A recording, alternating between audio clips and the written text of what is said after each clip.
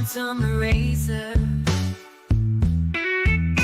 He moves through the world with purpose and grace, destroying beliefs at a steadfast pace, asking what's science and what's math. His wisdom cuts through like tempered glass. They call him Huey, the quantum eraser.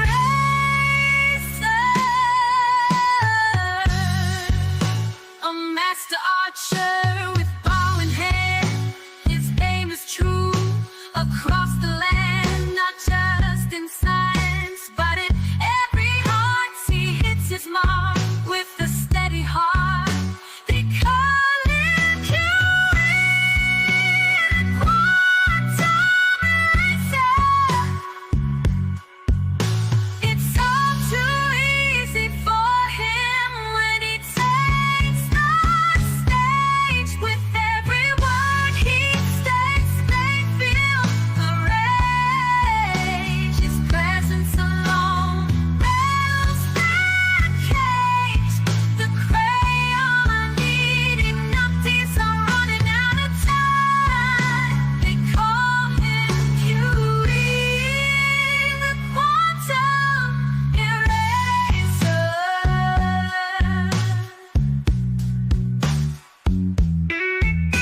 With every swing of the cowbell, the illusion fades, and with each strike, the glow-burst illusion degrades. Huey's treatments, they cure them of their plight, guide and torture with all his might. They call him Huey, quantum eraser. The hardest thing about being a Glober is tell your daddy you're gay, oh so gay. That's why they need Huey's treatment. They call him Huey, quantum eraser.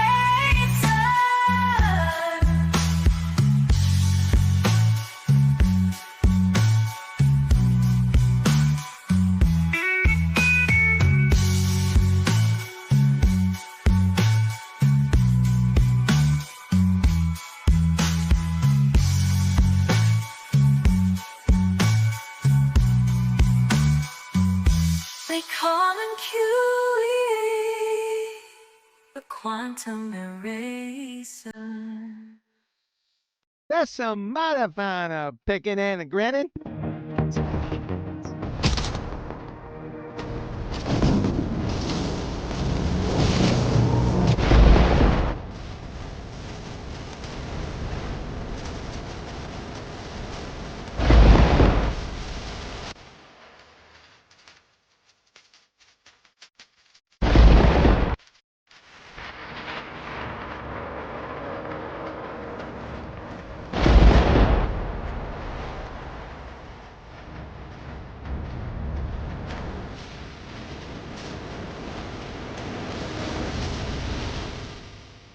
And we're off. As usual, if you'd like to support this channel, there are PayPal and Patreon links in the info box below. How y'all doing on this fine Sunday? It sure is a hot one out there. My weather says very hot weather. Yeah, thanks for that, Captain Obvious. What's going on? Let's go. Can you plug my latest video? I didn't see your latest video. I've been running around all day. I'm lucky I was here on time. So why don't you plug it? You can type it in there. There you go, and I'll pin it. How about that? It's got to get above the heart emoji. These damn emojis in chat drive me nuts. There you go. All right. Let me pin Nathan's video, the one I haven't watched yet. It's bound to be a scorcher. So there you go. It's pinned up there. Go ahead and check it out when you get a chance. Not right now.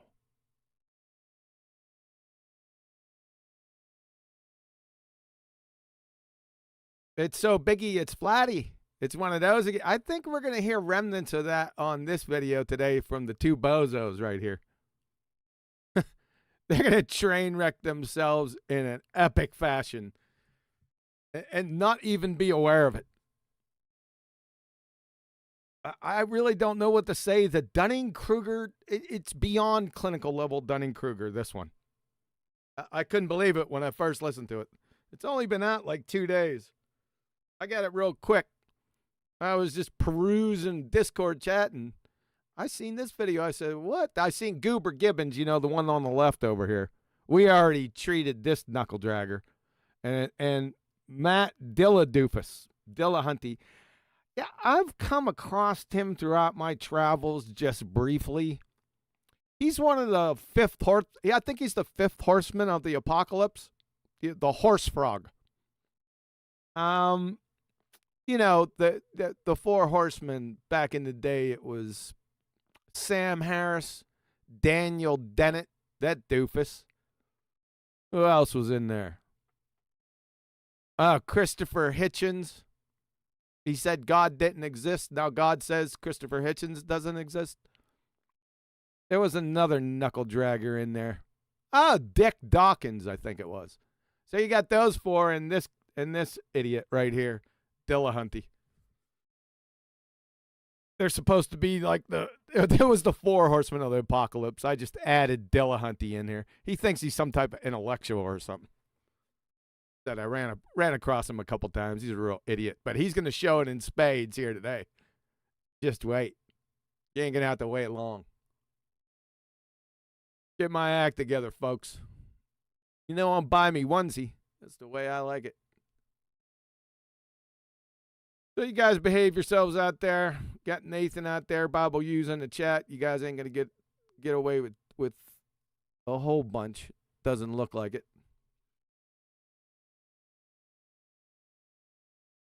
Every swing of the cowbell. Like I said, man, there's somebody found a picking and a grinning. She can sing her tail off. And for a righteous cause, if I may say so myself.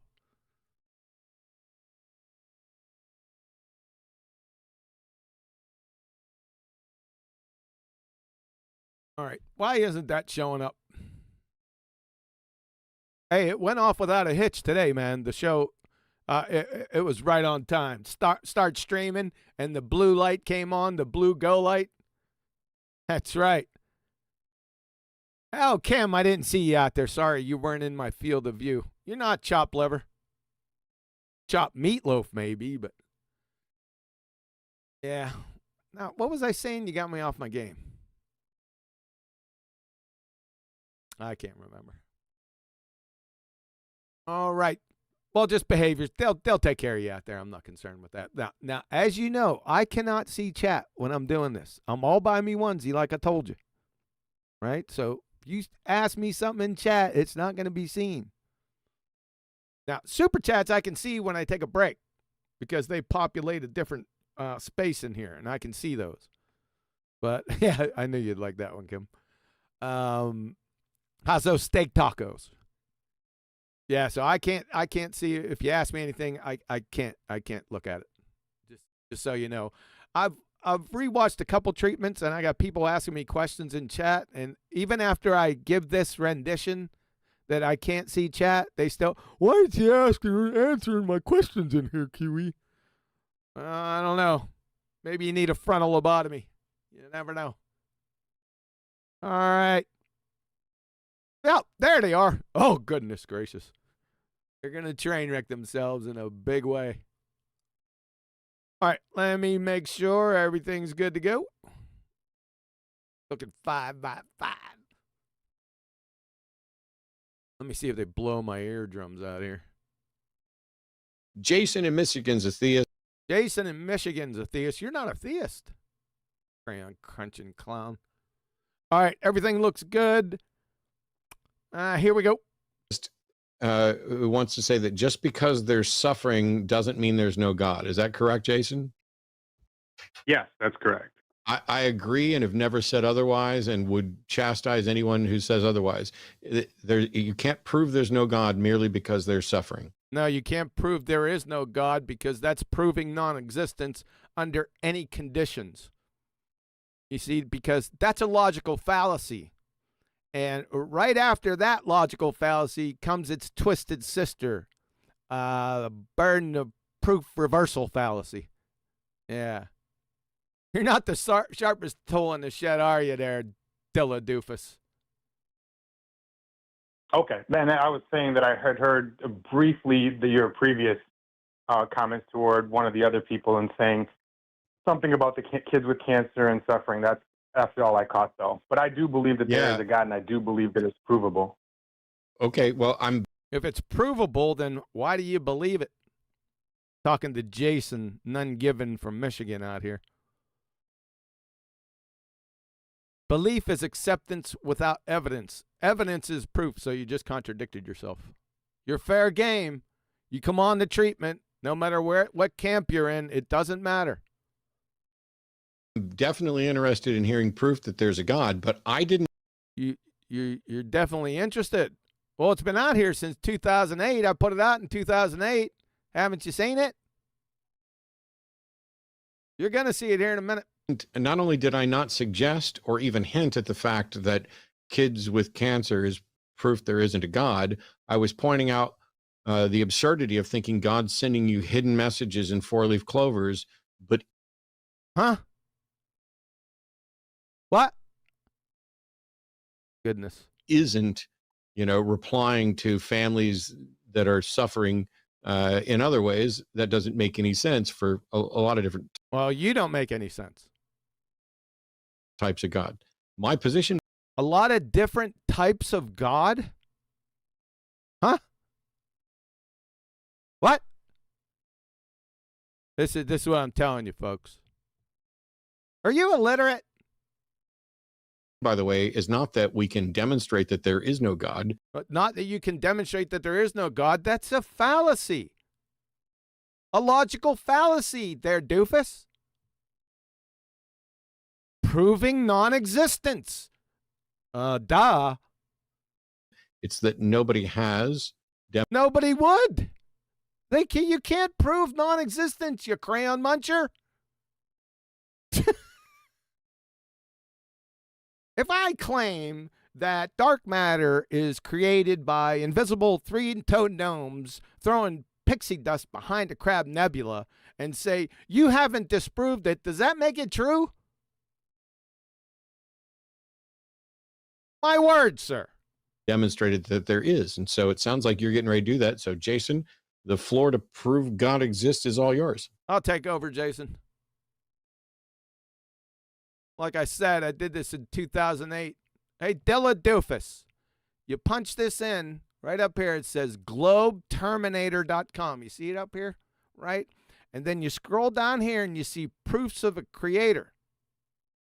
You click on that and see it takes you to this page. So, scientific proofs of the creator. I've got 2 of them and 2 evidences. And we're going to go through this for you.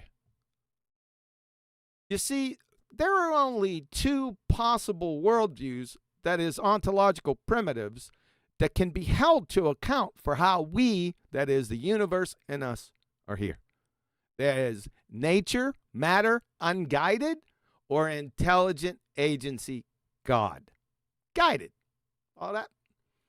From George Wald, Nobel laureate, medicine and physiology. Let's see if you can keep up with this, DillaDoofis. The reasonable view was to believe in spontaneous generation. The only alternative to believe in a single primary act of supernatural creation. This is the important part. There is no third position. From The Origin of Life, Wald, Scientific American, back in 1954. Let's break this down for you. You see, the reasonable view up here was to believe in spontaneous generation. See, that's nature, unguided. The only alternative is a single primary act of supernatural creation. God guided. There is no third position. Ergo, it's a true dichotomy. So we have as the ontological primitives, nature unguided versus God guided. See how I got there? Probably not. You're going to ask one of the fleet of slobber nurses if they can help break this down and explain it to you. You and that Goober Gibbons. But I digress. You see, DillaDoofis, if you outright or refute one choice, then based on the laws of logic, you ipso facto must believe the other. It's called a disjunctive syllogism. A logical argument of the form that if there are only two possibilities and one of them is ruled out, then get ready, guess what? Then the other must be true. Again, true dichotomy, intelligent design, that's theism, idealism, or natural phenomena, or nature, atheism, or philosophical naturalism slash realism. Therefore, the atheist creator, whatever that is, by the way, we still haven't figured out what atheism is, and they haven't either. Therefore, the atheist creator must be one of the choices, right? Matter or nature. Nature's your creator. Yeah. I.e., philosophical naturalism or realism. If your choice is nature, that is philosophical naturalism, realism, aka atheism, you kind of have some big problems. You see, matter cannot create itself because that would mean it existed prior to its existence. That's logical seppuku. And from Bernard de Espagna, particle physicist, The Quantum Theory and Reality from Scientific American, back in the day, that was a good year, by the way, 1979. Listen up. The doctrine that the world is made up of objects whose existence is independent of human consciousness, i.e. mind-independent reality, that's philosophical naturalism, realism, aka atheism, turns out to be in conflict with quantum mechanics and with facts established by experiment. How does it feel to be in direct contradiction with actual scientific experiment? How does that feel? That is, matter, light is derivative, that is the consequent. And consciousness, knowledge, is primary.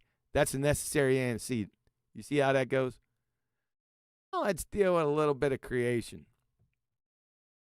From Alexander Vilenkin. Now, we're dealing with some hard pipe-hitting pseudoscientists here. We didn't just drag these guys off the street.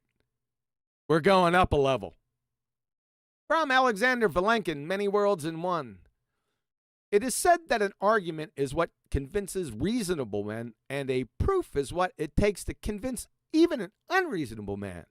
With the proof now in place, cosmologists can no longer hide behind the possibility of a past eternal universe.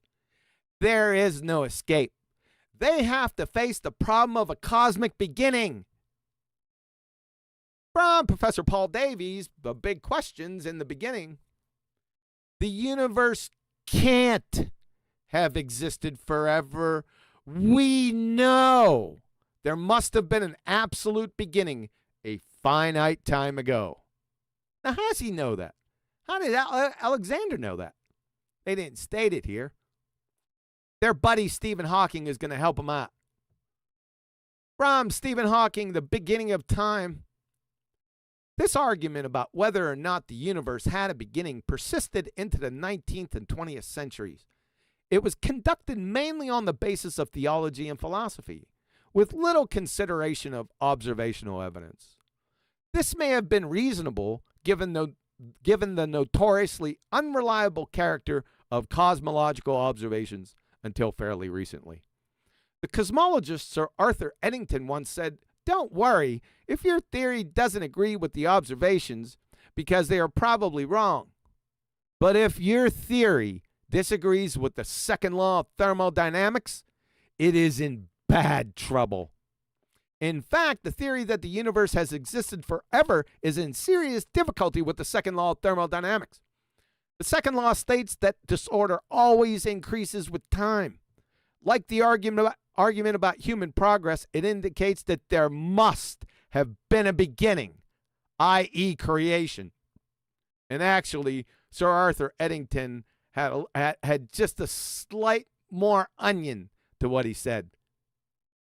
From Arthur Eddington, The Nature of the Physical World.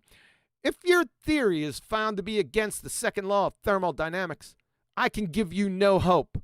There is nothing for you and your theory but to collapse in the deepest humiliation.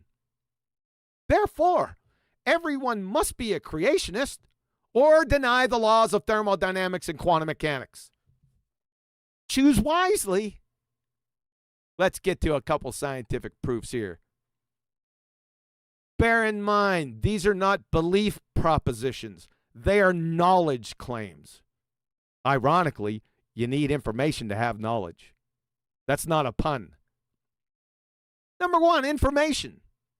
Number two is going to be information too, through quantum mechanics, just to let you know. So information is the cornerstone. Number one, information code software is only ever caused by intelligent agency, without exception. That is, whenever we find information existing and trace it back to its source, it invariably leads to an intelligent agent every single time. My support? The Library of Congress, all books, all newspapers, all languages, all computer software, the information age. Cry found claim there's no information or code in the genetic code. Shaking my head. You're screwed. From Hood and Gallus, the digital code of DNA. From Nature, the most prestigious quote-unquote science journal in the entire friggin' world. DNA has two types of digital information. Uh-oh. That's it for you. You're circling the drain at light speed. The genes that encode proteins, which are the molecular machines of life. Yeah, we don't have nature making machines, do we? And the gene regulatory networks that specify the behavior of the genes. I don't think nature creates and builds regulatory networks. You? From the Grand Poobah of Information Theory, Yaki, HP, type 1 each. The genetic code performs a mapping between the sequences of the 4 nucleotides in messenger RNA to the sequences of the 20 amino acids in protein.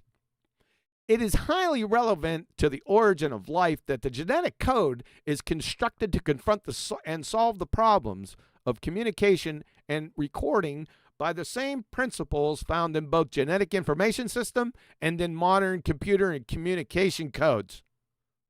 Uh-oh. From Richard Dawkins, one of the 4 dumbass horsemen of his own apocalypse. There is, from the blind idiot, there is enough storage capacity in DNA of a single lily seed or a single salamander sperm to store the Encyclopedia Britannica 60 times over. Some species of the unjustly called primitive amoebas have as much information in their DNA as 1,000 Encyclopedia Britannicas. I have roughly 1.8 million more in support if you needed them. So, my position, the null hypothesis, the default. Nature or natural phenomena causation cannot create algorithmic cybernetic coding and decoding schemes. Information. That's DNA transcription and translation. Your dumbass position, you have the alternative hypothesis, the positive claim. Nature or natural phenomena causation can create algorithmic cybernetic coding and decoding schemes. Again, information, DNA transcription and translation. So essentially, you idiot atheists, whatever that is, must show ink, paper, and glue molecules authoring technical instruction manuals and blueprints. If you don't get the analogy, it's this. The ink, paper, and glue molecules are ribose, nucleobases, and activated phosphates. The technical instruction manuals and blueprints is DNA. If not, the null hypothesis, the default, stands. Therefore, a creator. Duh.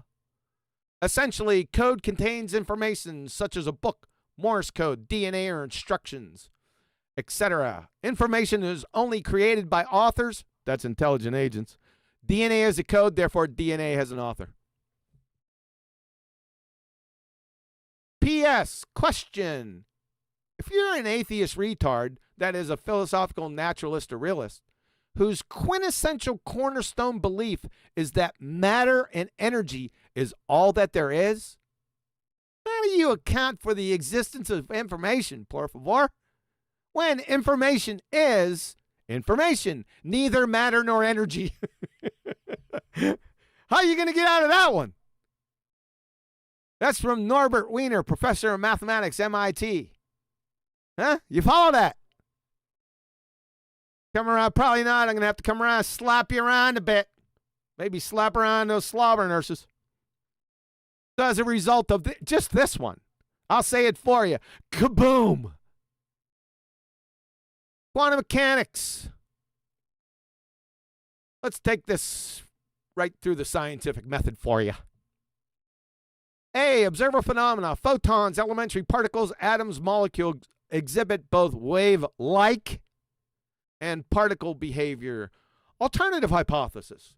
If the which path information is known or can be known, then we will observe wave function collapse, i.e. no interference. That means matter existing.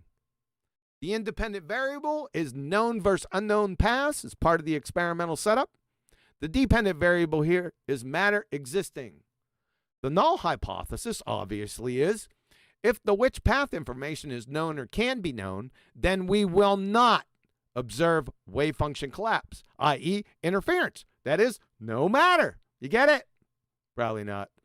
C, experiment. Which one of the thousands without exception would you like? From Zhao Song Mao, 2013, quantum erasure with the causally disconnected choice from the proceedings of the National Academy of Sciences. The presence of path information anywhere in the universe is sufficient to prohibit any possibility of interference. It is irrelevant whether a future observer might decide to acquire it. The mere possibility is enough. Therefore, the lack of which path information anywhere in the universe is sufficient enough to prohibit any possibility of wave function collapse. That is, no formation of matter. Get it? Number 2, Kim Yanhu from 2000, a delayed choice quantum eraser. My namesake. From Physical Review Letters. The authors show not only that knowledge of the which path information solely collapses the wave function, but can accurately predict future actions of wave-like and actual particle behavior after the signal photon has registered and before its twin idler has arrived. That is, quantum mechanical phenomena transcend time and space. That's going to cause problems for another idiot. We'll get to that in a moment. See also Walborn SP et al. 2002, Scarcelli in 2005, and probably 5,000 other ones up to this point. I made this many years ago. In conclusion, this experiment unequivocally validates A, knowledge or knowing the which path information alone causes wave function collapse. Decoherence, physical interaction with the measuring devices, does not cause wave function collapse. And C, quantum mechanical phenomena transcend time and space. I said that above. We're going to get to it now. I.e., space-time has no meaning in quantum mechanics. Special note, C. Pummels the mytho-mathematical philosopher with a calculator Einstein into the incoherent oblivion. That's why he spent most of his life trying to debunk quantum mechanics. Because of this little monkey right here. That baby right there. That's right. Yeah, you got it. Ergo, matter, our reality, doesn't exist without first a knower / existence of the which path information. That is, matter is derivative, the consequent. The necessary antecedent for matter and energy is consciousness. Knowledge is primary, the necessary antecedent. Get that? We're not going to go over another fatal dagger, non-locality. You can look at that on your own time or have your slobber nurses give it to you. We're going to jump right into the laws of thermodynamics. We touched on those. The second law slightly above. Here's the real cowbell. The first law of thermodynamics. The total amount of matter energy in the universe is constant. That is, nature or natural law, that's what the first law of thermodynamics is, cannot create or destroy matter or energy. They can only change form. And you combine that with the second law. The amount of energy available for work is running out. The universe is moving inexorably to maximum entropy, or the heat death, what I like to frame as the big chill. So let's put these two together. Let's see if we can come up with a conclusion. If the total amount of matter or energy is constant, and the amount of usable energy is decreasing, you see how I put them together? This is the first law right here. This is the second law right here. Then the universe will end. The heat death, the big chill of the universe. Ergo, it had a beginning. Creation. Remember we went over that above? And not the Big Bang pseudoscience train wreck. Let's put it all together. Since the first law states that nature or natural law cannot create or destroy matter or energy, keep that thought. And since the universe had a beginning, that's the second law of thermodynamics. Try to hold on to those. Since there are only two choices, like we established above, nature versus intelligent design, for the how of that beginning, and since matter, that is nature, can't pre-exist before its existence, then poof itself into existence, and before that poof itself from nothing into pre-existence, therefore a creator. I know, it's rocket surgery. And now, personally, for my favorite, I mean, I like the science ones above, no doubt about it, minus the laws of thermodynamics. But you see, a second-grade retard can get this without all the technical jargon in less than a Planck time, in between iterations of Candy Crush. Get ready. Functional sequence specified complexity. There are three types of complexity: random sequence complexity, ordered sequence complexity, and functional sequence specified complexity. The baltards and eviltards will try to equivocate because they're unaware that there are three different types. Be careful out there. Random sequence complexity is just how it sounds. Jumbled up mess. The aftermath of a tornado. Ordered sequence complexity is just how it sounds. It has some semblance of order to it, like the arrangement ordered letters. Or in reality, crystals, snowflakes, sand dunes, and fractals. Functional sequence specified complexity is it puts the lotion in the basket. Sandcastles, the genetic code, barbecue grills, Indy cars, hyper nanotech machines and robots like Kinesin, ATP synthase, flagellum, cilia, ad nauseum. So random sequence complexity and ordered sequence complexity equals a nature construct. You see this? This has a bunch of random and ordered sequence complexity. And then we have functional sequence specified complexity. The difference between this and that. Do you get it? The functional sequence specified complexity of a single and alleged primitive cell dwarfs that of this sandcastle by exponential magnitudes. From the Grand Poobah of Origin of Life Research from Leslie Orgel, notice the date, 1973. You think you'd catch up by now. In brief, living organisms are distinguished by their specified complexity. Thanks a lot, Leslie.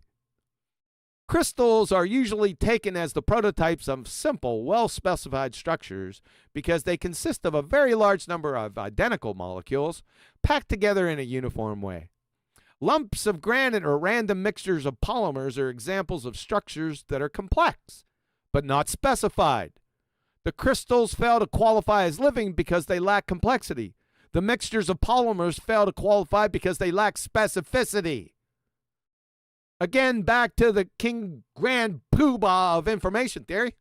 This is quite interesting. The attempts to relate the idea of order. See, I identified that above, right? Ordered sequence complexity. With biological organization or specificity. You see, he's referring to functional sequence specified complexity. You see it now? I'll start over. The attempts to relate the idea of order with biological organization or specificity, or to equivocate between the two, must be regarded as a play on words that cannot stand careful scrutiny. It cannot stand Elmer Fudd scrutiny. Informational macromolecules can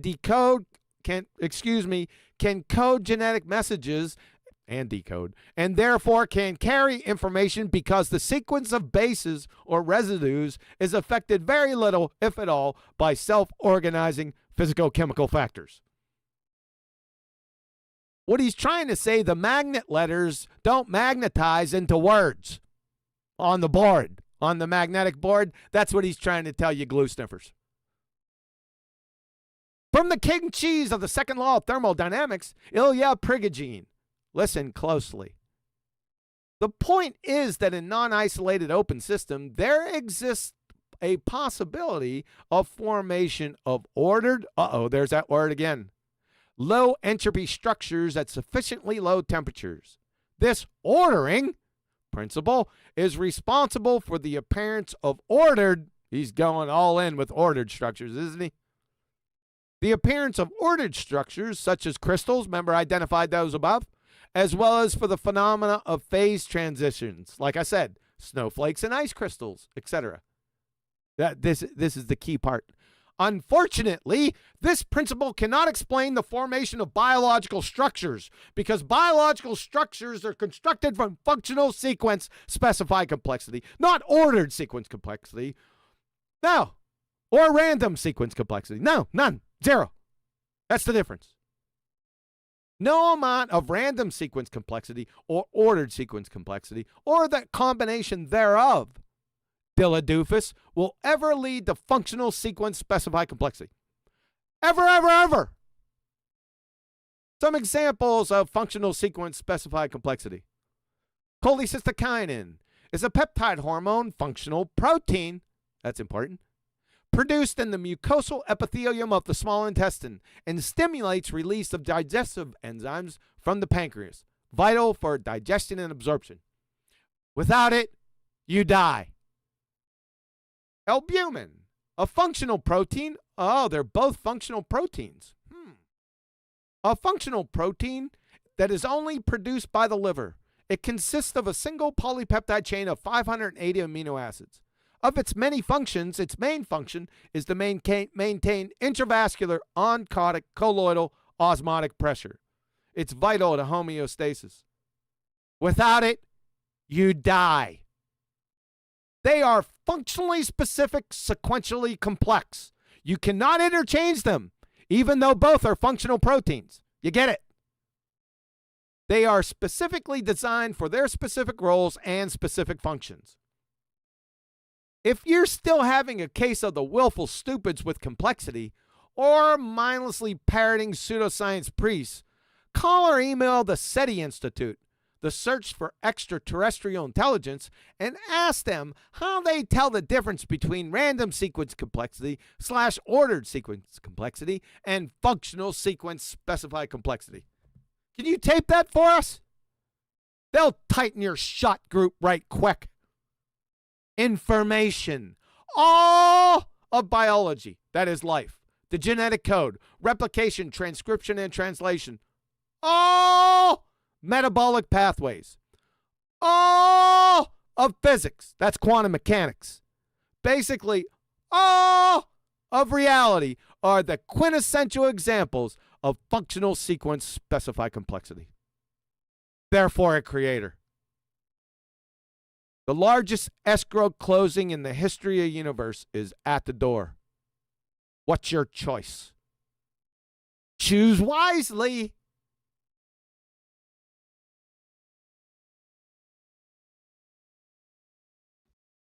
Okay, and yeah, my apologies. Did you get that, DillaDoofis? And you, Goober Gibbons.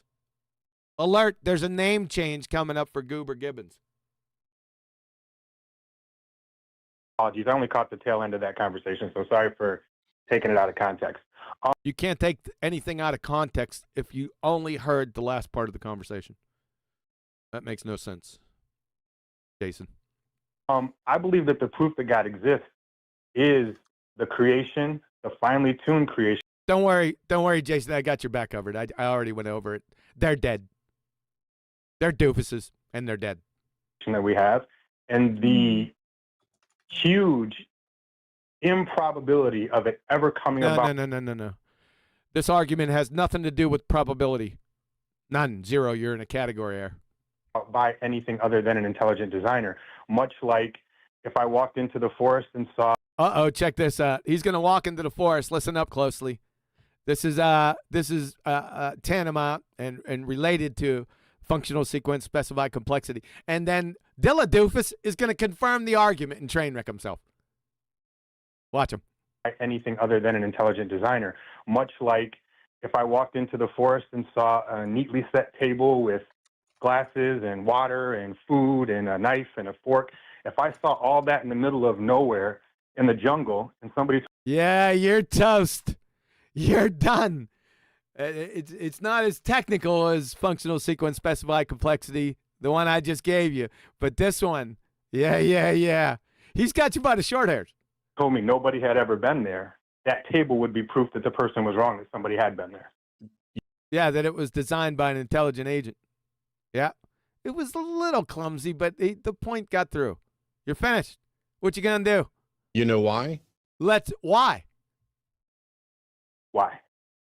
Because all the evidence that we have is that a table set for food is the result of humans. Every table. Yeah, an intelligent agent. Thank you for confirming our argument. Not nature. Remember the two ontological primitives? They're right here in your story time. Anything else? You've ever seen that has been set for food has been done so by a human. You have by an intelligent agent. Thank you. Not by nature. Yes. Yep. zero evidence that that can occur naturally. Yeah, that's right. Thank you. He's so stupid he doesn't realize it, just train wrecked himself. Ladies and gentlemen of the jury, meet DillaDoofis. Thank you.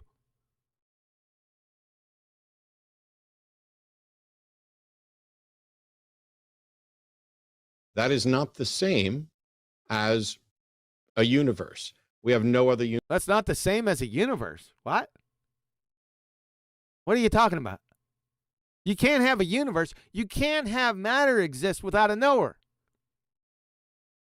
Right? Even though you sidestepped the topic after you train wrecked yourself, you're still screwed. I just went over it. You can't have matter without an intelligent agent. Universes to compare it to. Whoa. Let's go back. What did you just say?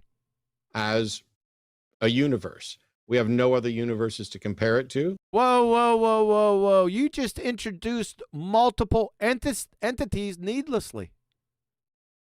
That violates Occam's razor. Why'd you do that? You clown. Remember that one, folks. You can't look at the universe and say, oh, this had to occur because of a God. And it doesn't. Yeah. Quantum mechanics is proven by experiment. You don't have matter without the necessary antecedent, information. And information only comes from an intelligent agent. You're toast. Scientifically, you're toast.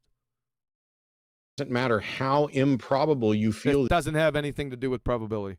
It's category error. The universe is. You have to show that God is more probable if you're going to. No, it doesn't have anything to do with probability. You're dead. You don't even know it. You're dead. You destroyed it by your own thoughts. Oh, by the way, your thoughts. Can you give us the chemical formula of them? I'd really like to know that. And Goober, Gibbons. What's the chemical formula out there? They have to be matter, according to you bozos. Don't you know your own religion?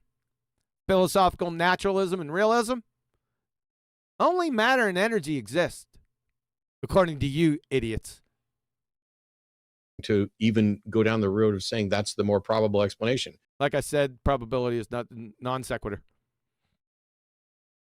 So how probable is God Non sequitur. as a creator, and how did you reach that conclusion? I showed you. And it doesn't have anything to do with probability. This is not inductive reasoning, you moron. the way I reached the conclusion that God Uppy Jedi mind trick, Jason. is probable is the truth of the. To be fair, though, Jason, you brought up probability. You shouldn't have done that. Okay, so the things in the Bible that were written by ignorant shepherds thousands of years ago who were not scientists and had no education or no training in the things that they were discussing, that weren't figured out by actual scientists until thousands of years later. Like what? I think that's evidence. Like what? All right, let's check it.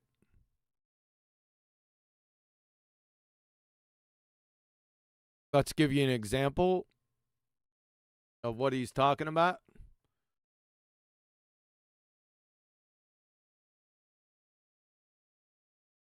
So, 8th, we'll go to Leviticus. Leviticus, verse 12:3. And in the 8th day, the flesh of his foreskin shall be circumcised. How did ignorant goat herders know that? It better be on the 8th day, because if it's not on the 8th day, vitamin K is not at its peak, and the child will bleed out. How do ignorant goat herders know biochemistry?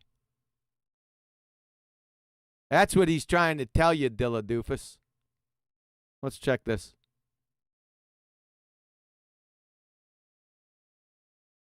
It's too big. Yeah, it's too big. According to available information, newborn vitamin K levels tend to peak around the 8th day of life. This increase typically peaks around the 8th day of life, contributing to the normalization of prothrombin levels. There's an example for you, you idiot crayon muncher. It is.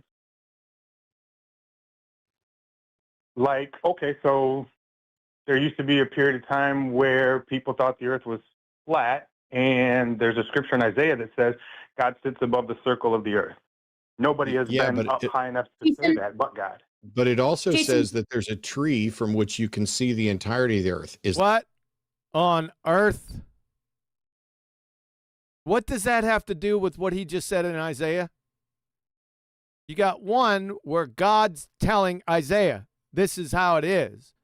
And then you're conflating it with Nebuchadnezzar, or the interpretation by Daniel of a dream from Nebuchadnezzar. That's why I say, folks, never get your biblical acumen from evolution or us idiots. Well, this is, I don't think you can even call this a false equivalence fallacy. It's well beyond that. That was a stupid thing to say. Is that possible? In a dream, all things are possible. Except perpetual motion. Where does it say that at?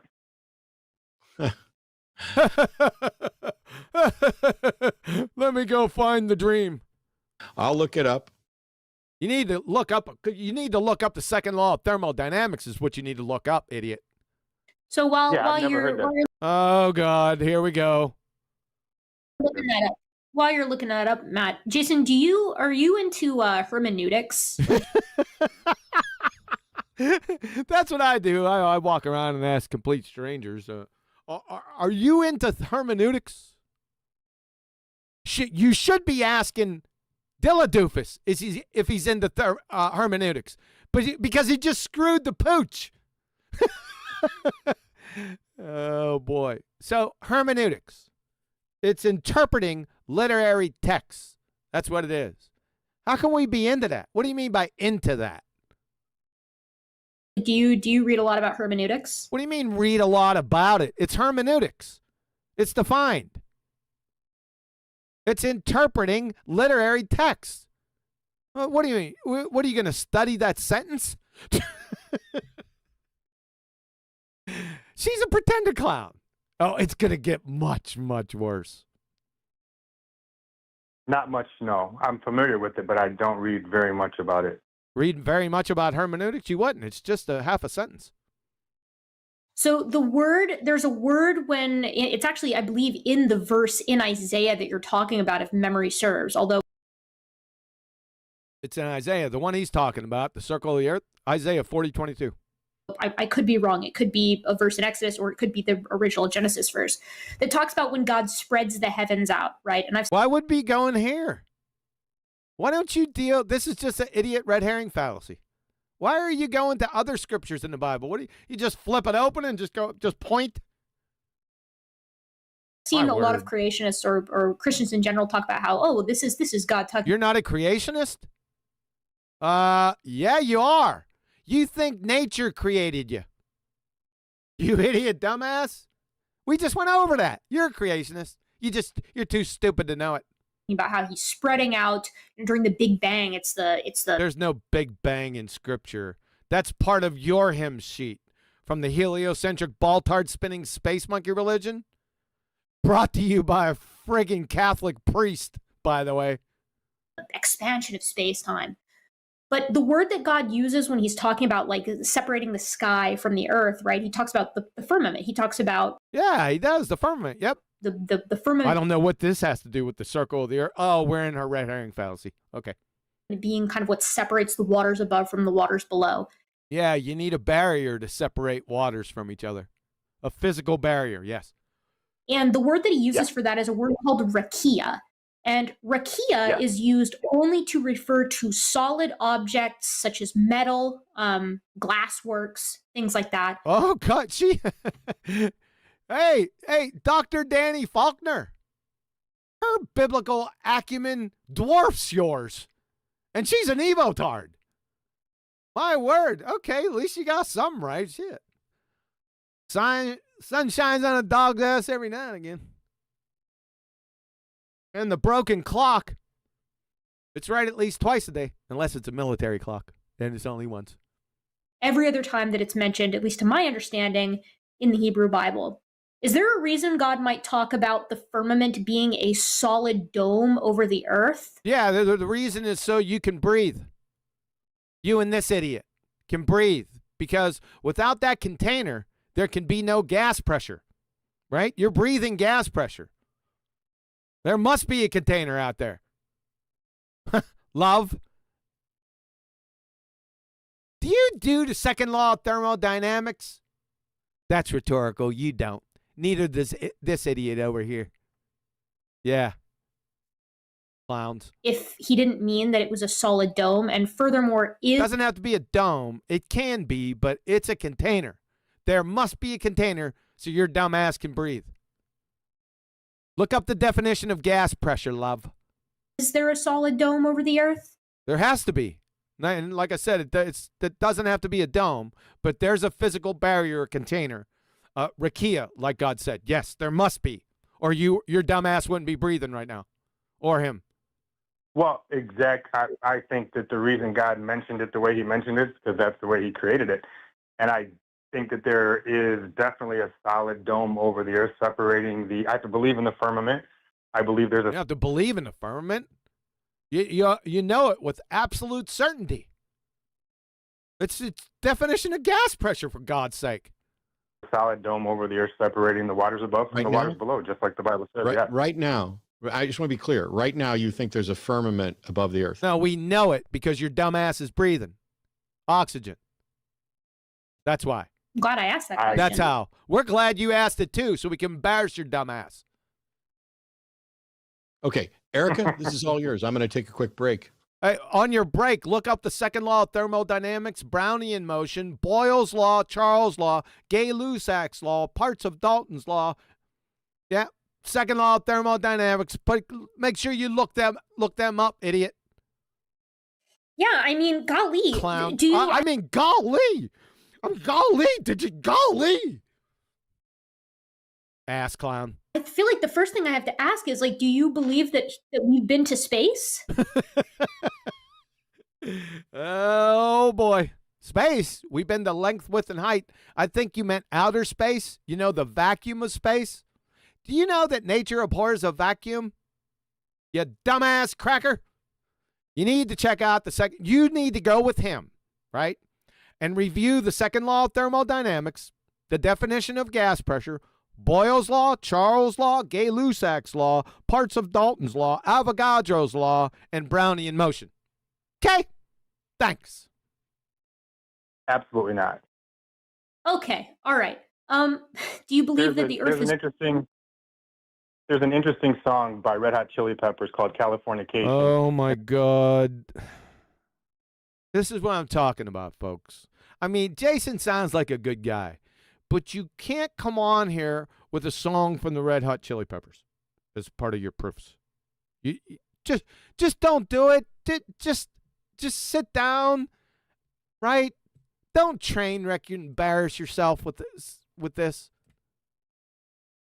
Please, for everything sacred and holy. And in the lyrics, he says, space might be the final frontier, but it's made in a Hollywood basement. I don't think that it's a coincidence that what NASA claims comes from outer space directly coincides with the actual video technology that they have. When we look at what they said was space back in the 60s, it looks like the same technology as the movie of Martians. And then when we... Yeah, this is clumsily prepared and feebly executed. Look at what they say is outer space now, it looks like one of the latest astronaut movies with one of the latest actors. I don't think that's a coincidence. I think that the word NASA in Hebrew means deception. We've seen impact events, right, on stellar bodies, but like... Impact events on stellar bodies? Pray tell. This is a much better question that I have to ask. Hopefully it has something to do with the topic. I doubt it. Where did the craters come from? Where did the craters come from? The crater in your head? Don't know. Isn't it your... I didn't hear him mention any craters. Why would you ask a complete stranger to explain something that he clearly didn't make a claim for? You do that in my neighborhood, love. You better have a football helmet on and some friggin' Nikes to run your ass out of there. Idiot question.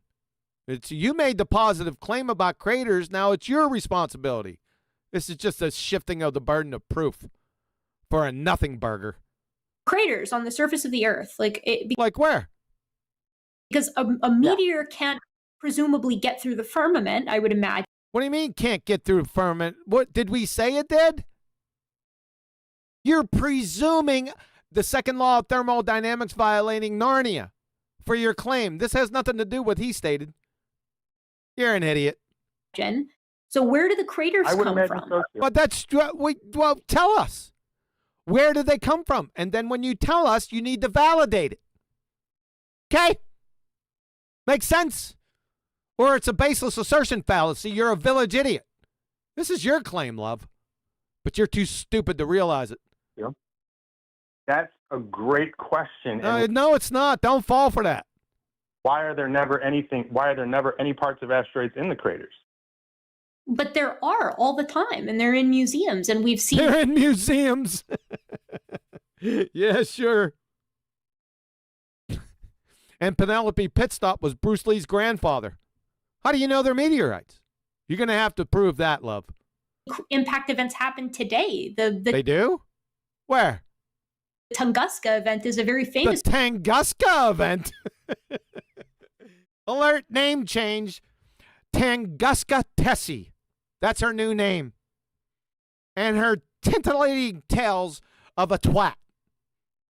Tunguska event, eh? That was an impact event. Really? This one that was caught fully on film. They caught this thing on film in 1908 in the middle of Siberia.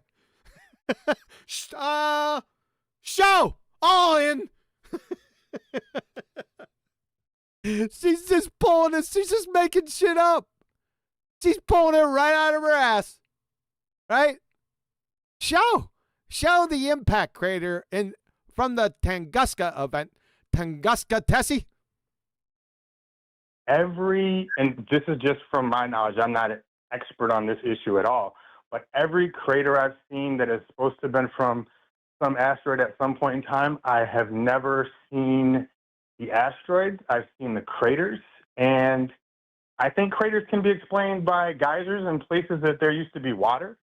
I think there's a lot of possible explanation for Did you get that second law of thermodynamics squared away? Yeah, right.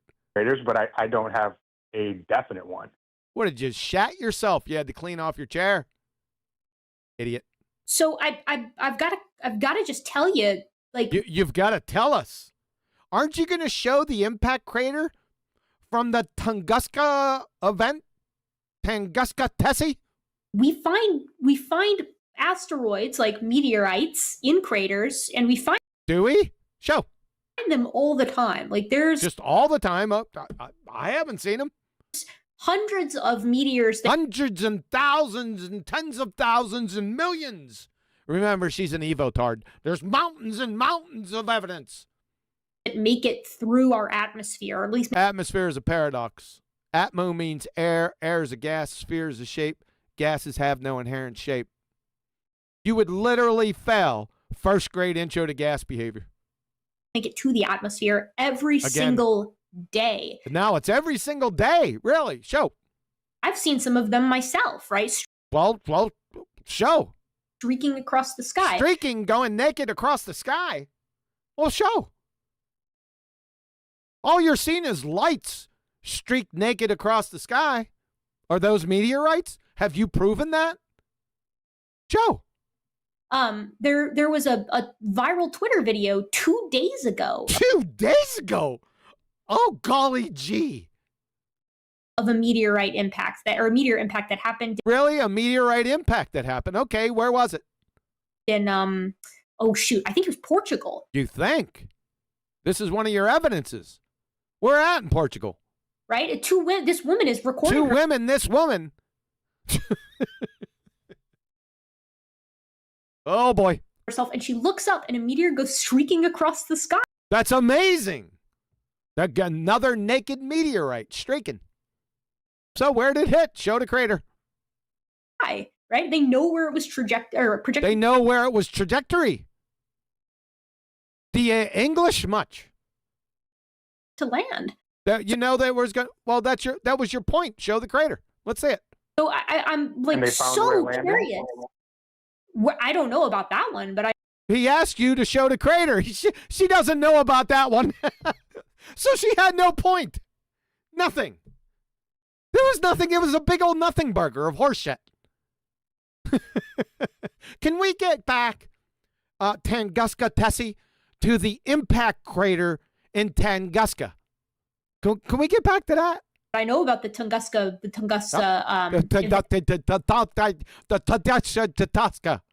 Tatanka. event that they knew precisely where it landed because it left a Really? It left what? giant crater. How did it? Did it leave a big giant crater? Let's go to Britannica, the Tunguska event from Britannica. So remember, she said it left a big giant crater. So Tunguska happened 7:14 a.m. plus or minus 1 minute on June 30th, 1908. Let's scroll on down here, get some background information. Because the object exploded in the atmosphere, high above Earth's surface, it created a fireball and a blast wave, but no impact crater. Tunguska Tessie, you just said it left a giant crater. Oh. So, just talking out your ass again, right? You're already compromised. That's it for you. Tunguska Tessie and her titillating tales of a twat. That's what we got, folks.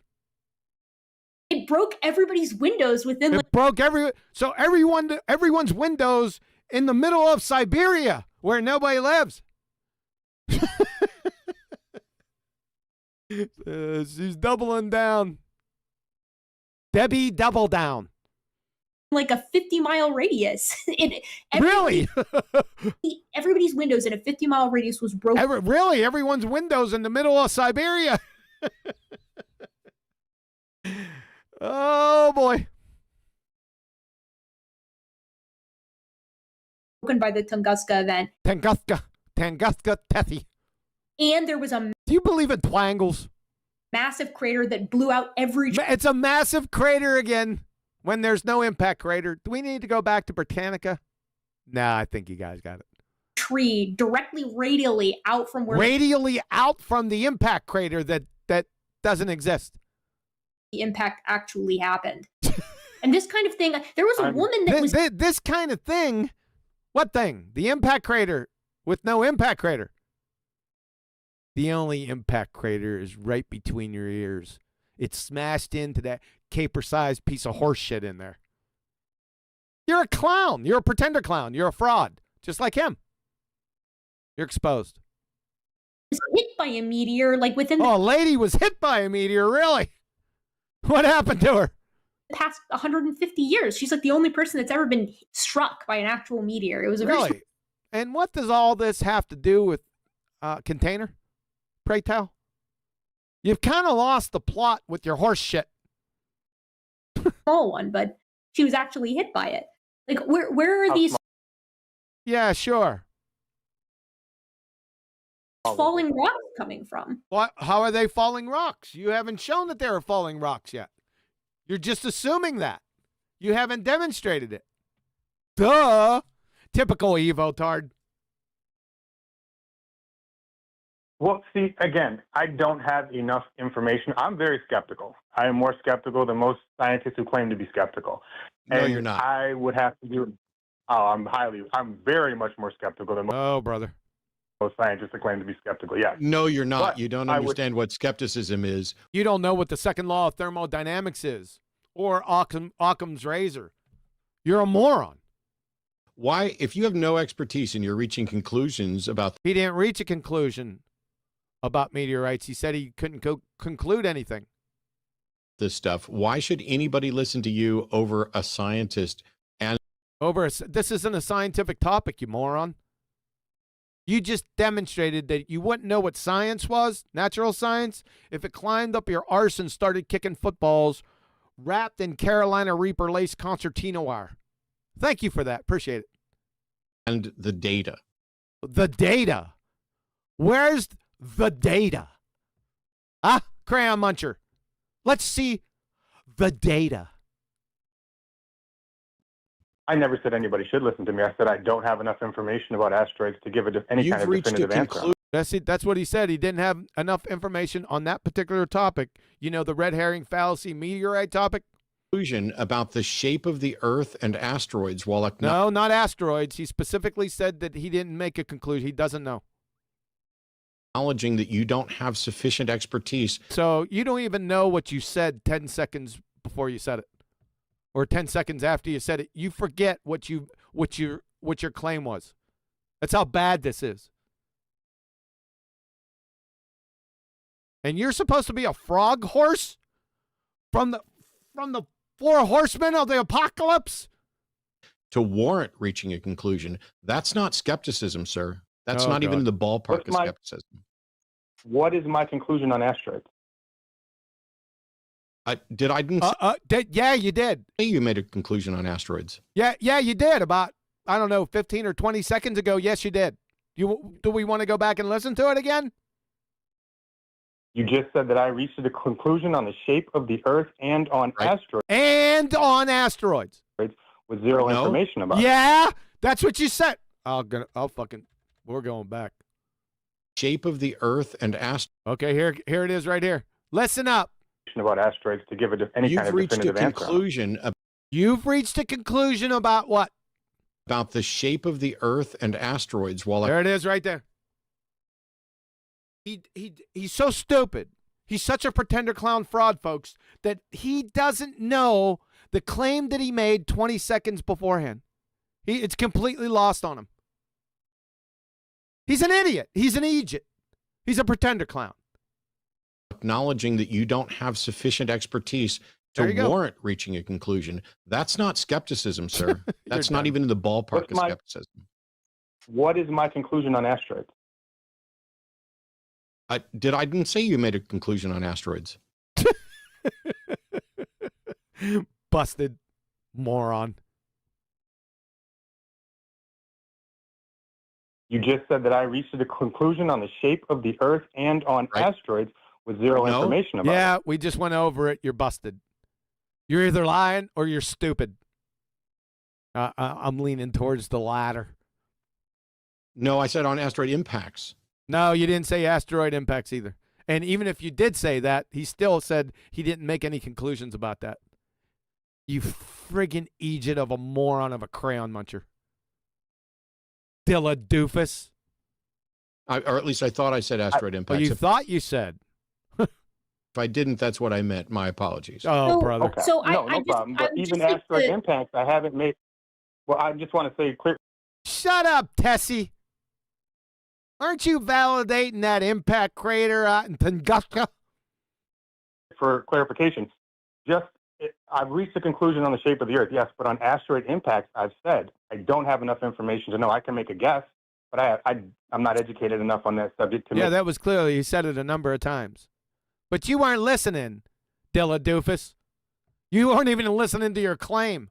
Take any idiot. kind of definitive statement or take any kind of definitive position on that. I don't have. But you any are on kind the of- shape of the Earth? Yes, he should be, because the Earth is measured, observed, navigated, and aviated flat. A horizontal plane. And we can prove it. And we've already proved it. And we can still prove it. I believe what the Bible says about the shape of the Earth. Yes. Yeah, but What shape is that's the Earth? not skepticism, sir. That's you believing dogma. Dogma? What dogma is that, pray tell? Do you even know what dogma is? Yeah. Well, skepticism when it comes to humans, biblical. I'm not skeptical about the Bible. I'm skeptical about Oh, the then you're not television, being news. skeptical, and you're not more skeptical than a science if you're not being skeptical. You're not more skeptical than a science. So Jason is not more skeptical than a science. Does that phrase make sense? About the Bible. Skepticism doesn't cherry pick what it's going to be. You don't know what cherry picking is. That claim of cherry picking, it's a category error. These idiot evotards have absolutely no clue what cherry picking is. None.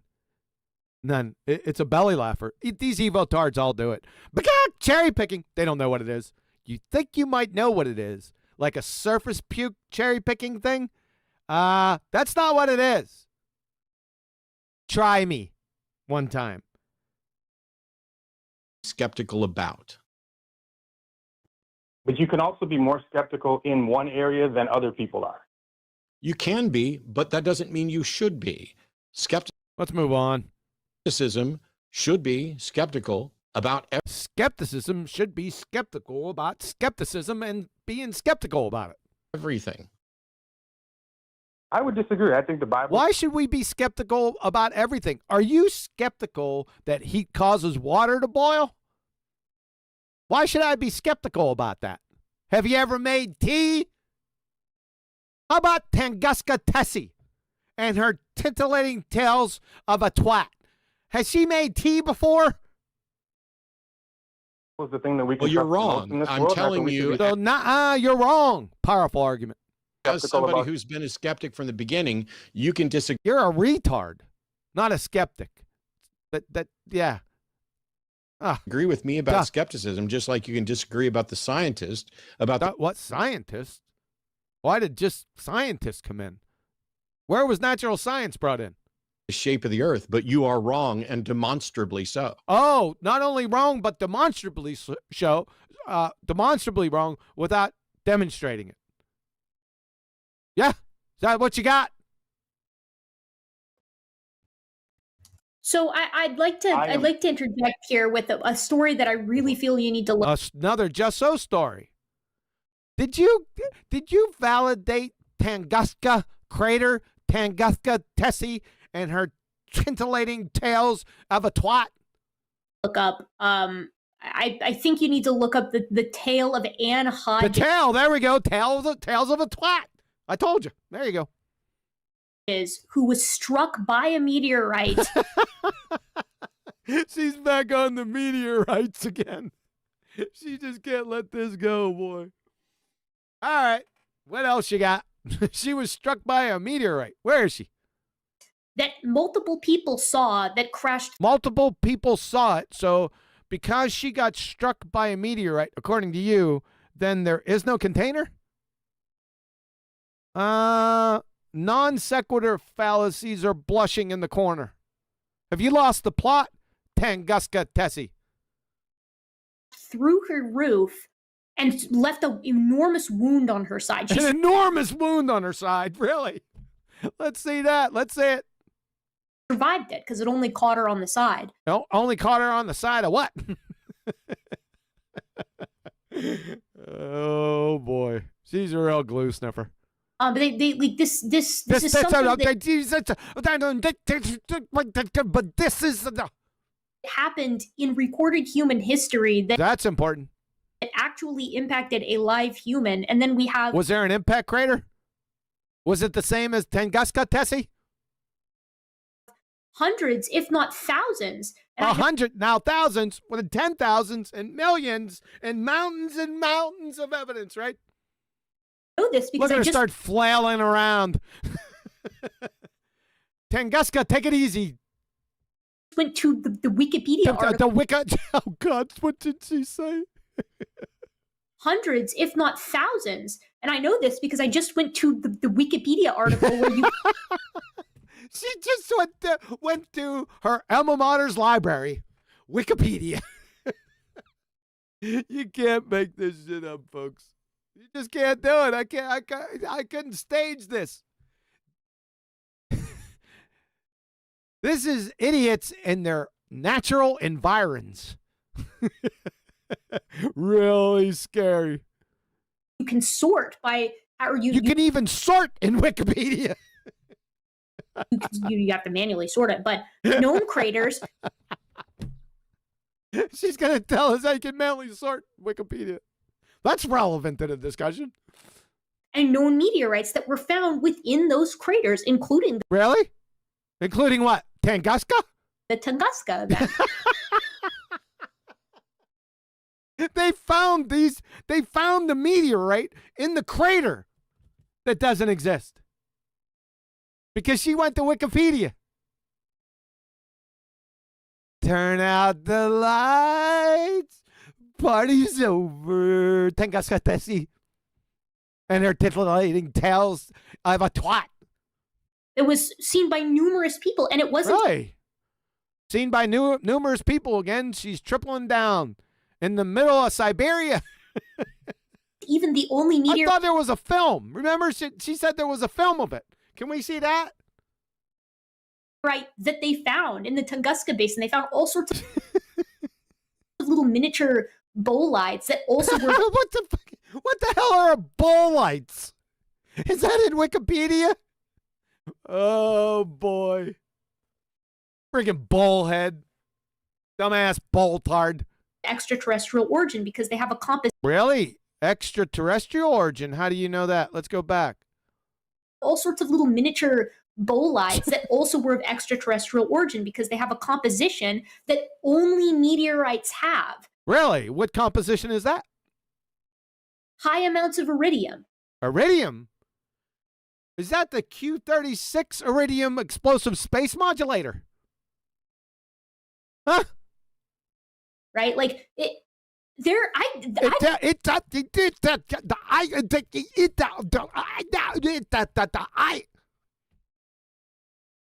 Actually, Jason, I've never heard this take before. What take? That you're a moron? People have enabled your dumbass for years. Because you need to be institutionalized. You're a retard. Tunguska Tessie. With the titillating tales of a twat. That meteorites aren't from space. Meteorites are from space. You're going to have to prove the vacuum of space first. You're going to have to prove Narnia. Okay, love? You're going to have to prove that because they're not. You haven't demonstrated where the origin of these streaking naked meteorites come from. You haven't done it. That's actually crazy to me. That's crazy to you. Yeah, because you're a moron. Can I? Can I ask you? Can I do it? Can I ask you? What about Tunguska again? Ask, how old do you think the Earth is? So right out of the blue, this isn't a red herring fallacy. This is right on topic. How old do you think the Earth is? I don't know. I didn't make any claims about it. How old do you think the Earth is? And with your thinking, can you scientifically validate it? For you to ask this question, you must know. Then scientifically validate your red herring fallacy from the Black Lagoon, you moron. You need to get the Adderall drip out. Well, let me ask you a quick question before I answer that, if you don't mind. Do you think that all the people that have seen apparitions or images Oh, boy, Jason just brought up apparitions. Like I said, folks, sometimes it's better just to be safe and don't say anything. If you don't know what you're talking about, you're not prepared to do this type of thing, it's better just to say nothing. Jesus Christ, do you think that all those people and all those documented events and recorded incidents, do you think that's proof of God? No. I don't, and I can guarantee And why you would that I the think number of meteors are proof that there's not a God, or that that the actual meteors are coming from? Because meteors, I'm going to mute you. because Go ahead. Meteors, I'm going to mute you. Why? He was trying to get his point out. tens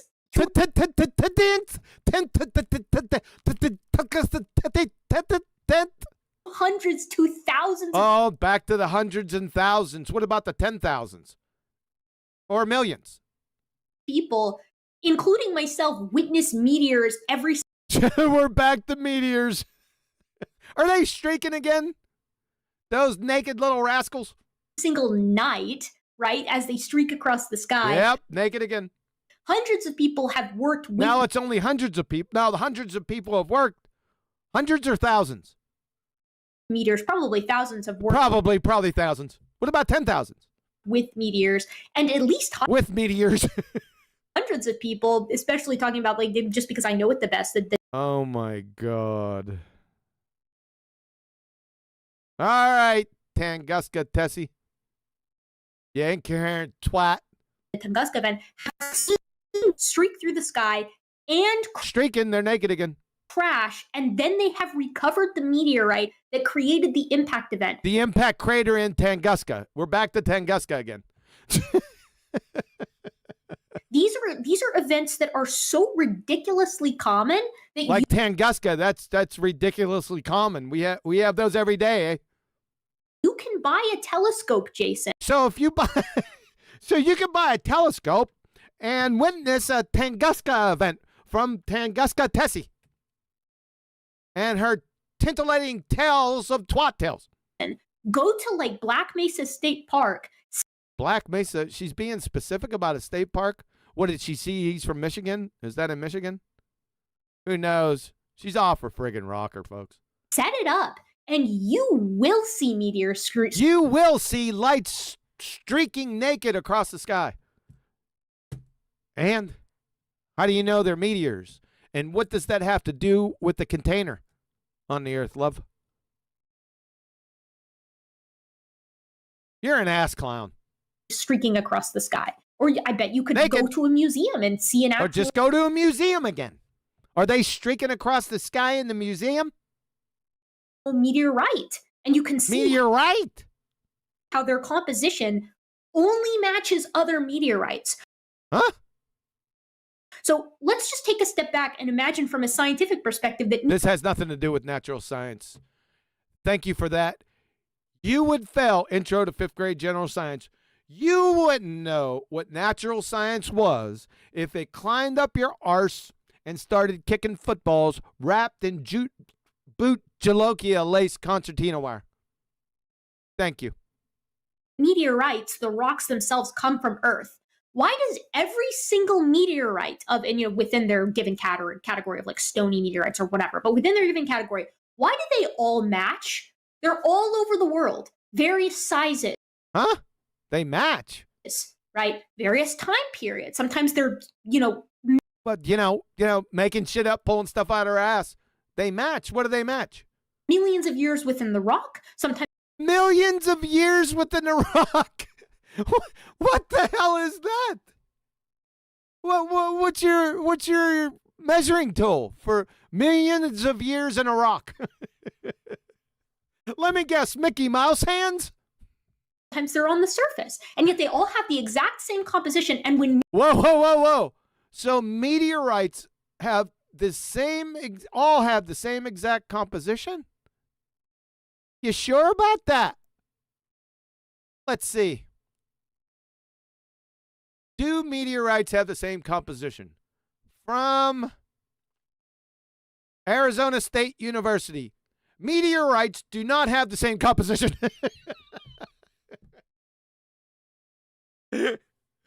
Oh, boy. Yeah. Now you know. She's just sitting there making shit up. The evotard atheistic moron making shit up. What a shocking surprise this is. new meteors come, they match that composition too. Double down. And that composition doesn't exist anywhere on the planet. Really? Well, there isn't a planet in the first place, so you can demonstrate this after this abject train wreck of a dumpster fire brought on by you, pulling it straight out your ass. You're compromised. You're an idiot. You're a village idiot. You're a raving lunatic.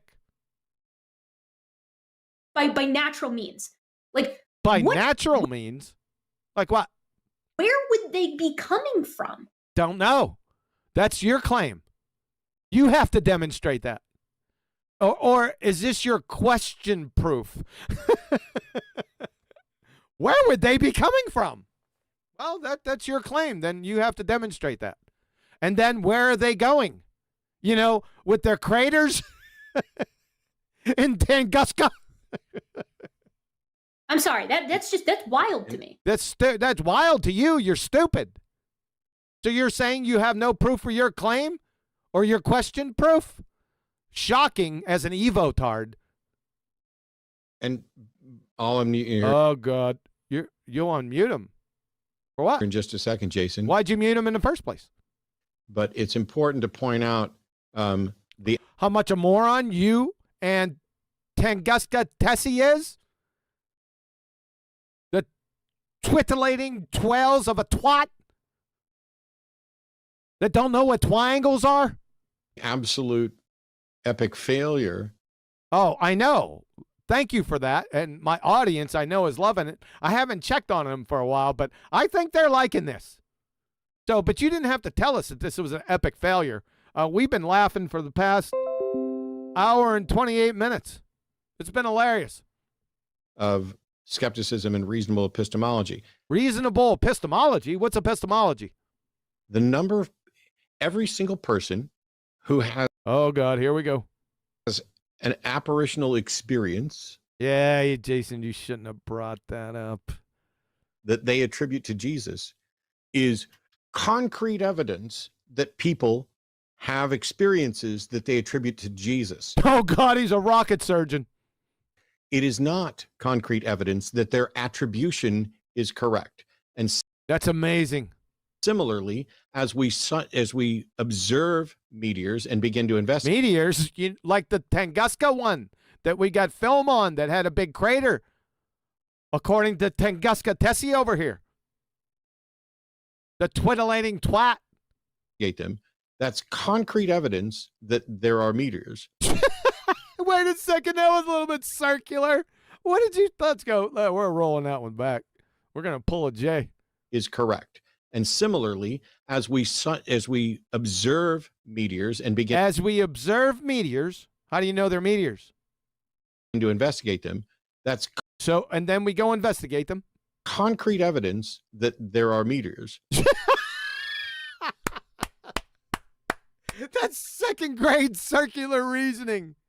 You friggin' idiot moron. Do you actually, think, do you have like an inner voice that you can hear what you're saying? My word. That's not concrete evidence of their origin. That's not concrete of their origin. Well, I thought that was the whole point of Tunguska Tessie, along with her crater, of their origin. Seems like you lost the plot, too. Erika has just gone into the... Erika has just gone into one of those craters, one of those mind-numbing craters that she can't recover from. The Tunguska one. Similarities and not to mention the fact the that similarities. Yeah, that went over really well. Let's point this out. So the similarities between meteorites that don't have the same composition. From Arizona State University. Fucking idiot. we have geosynchronous satellites No, you don't. orbiting. That's going to require a flat Earth there, sunshine. And number one, they're not orbiting in a second law of thermodynamics violation. You didn't go study that when you left. You probably had a 70s paint chip snack.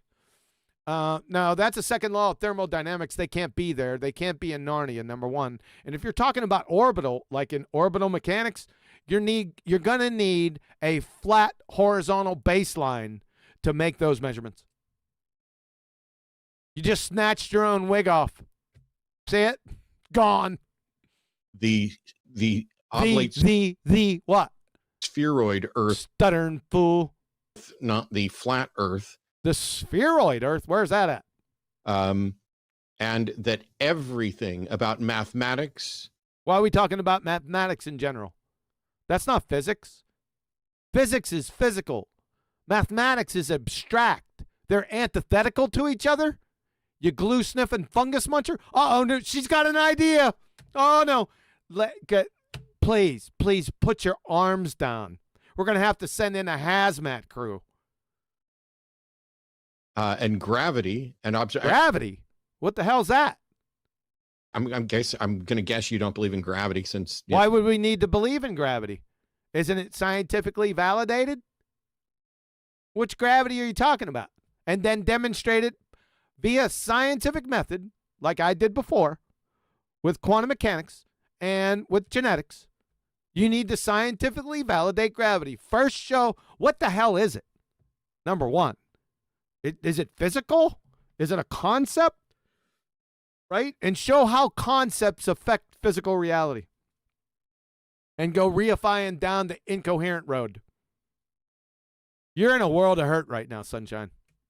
You know, that's part of what gets thrown out too. Part of what gets, in order to throw something out, that something had to be in first.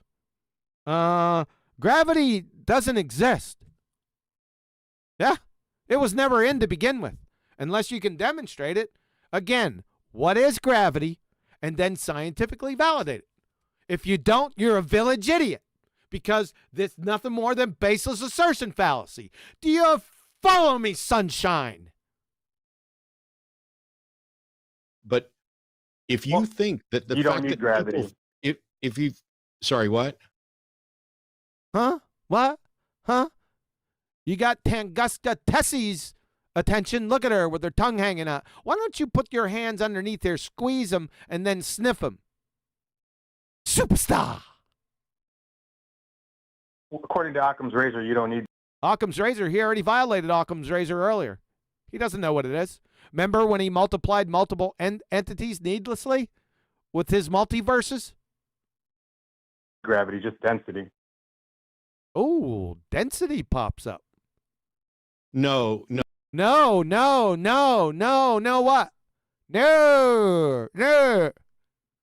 And No. thank you for demonstrating definitely- density. You better get Tunguska Tessie, no. For sure. But gravity. You should talk over each other. Gravity, so we're back to gravity. So, you need to define it and then show scientific evidence of gravity. If you don't do that, like right friggin' now, you're a village idiot.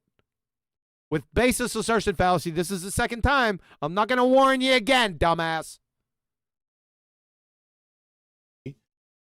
Is the description. I can't support what I say. So I'll feign exasperation of a little snicker like a moron. You think you can hide behind that?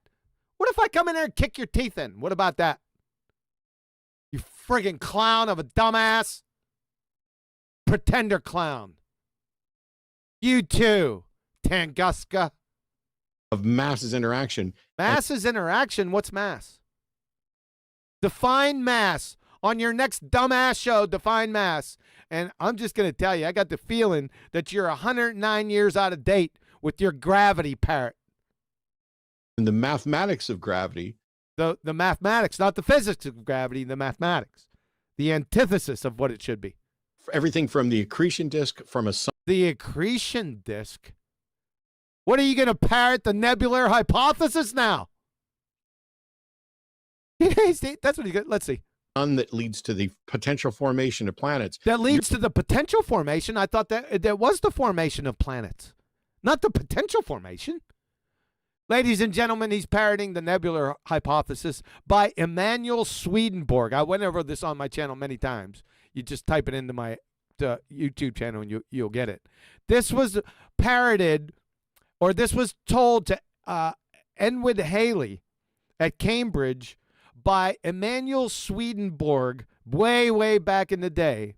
Emanuel Swedenborg came up with this by talking with spirits from the moon, Jupiter, Mars, and Saturn. I shit you not.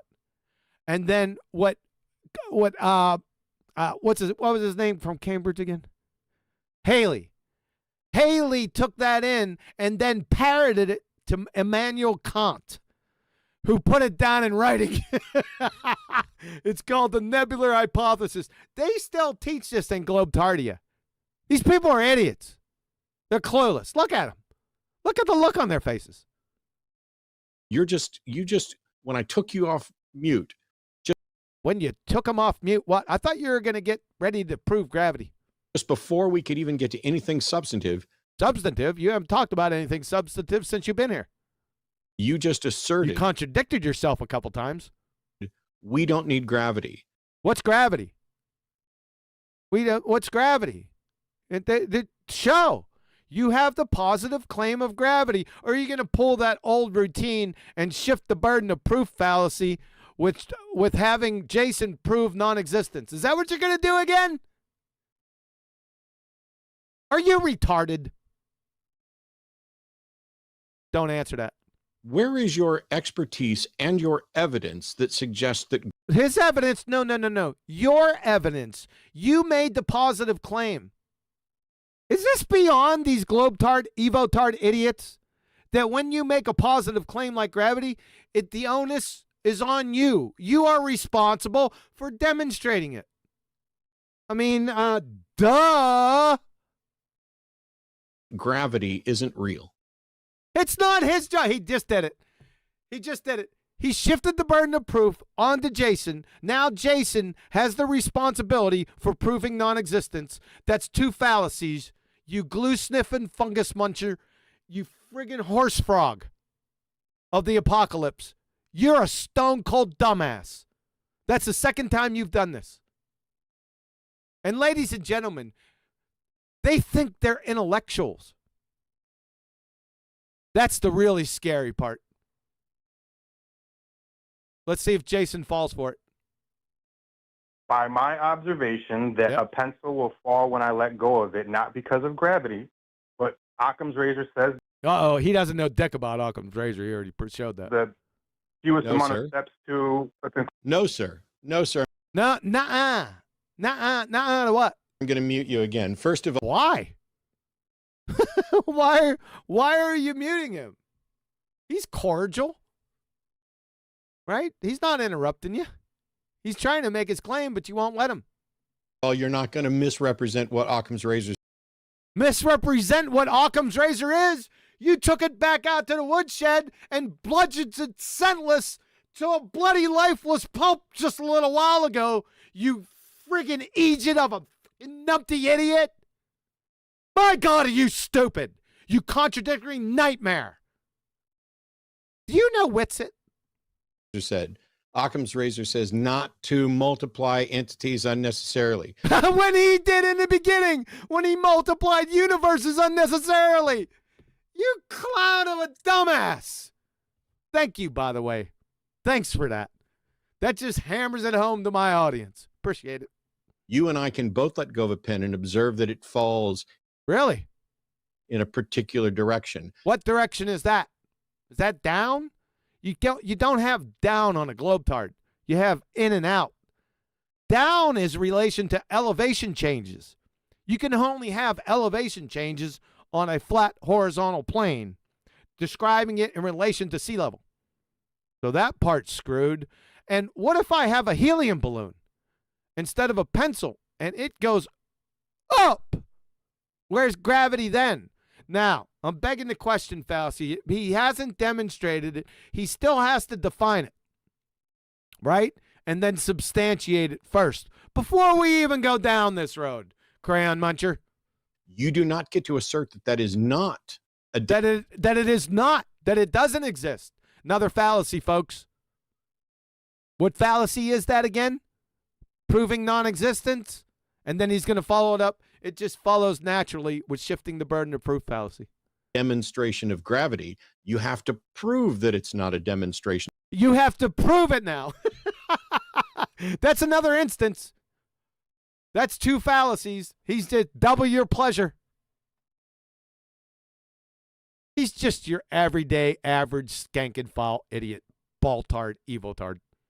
Of gravity. How do you prove that? How do we prove non-existence? Me letting go of a pen and it falling down There you go. is not a demonstration. It's not. How do you prove it's not? So proving non-existence again. Another instance of it. Fallacious reasoning, folks.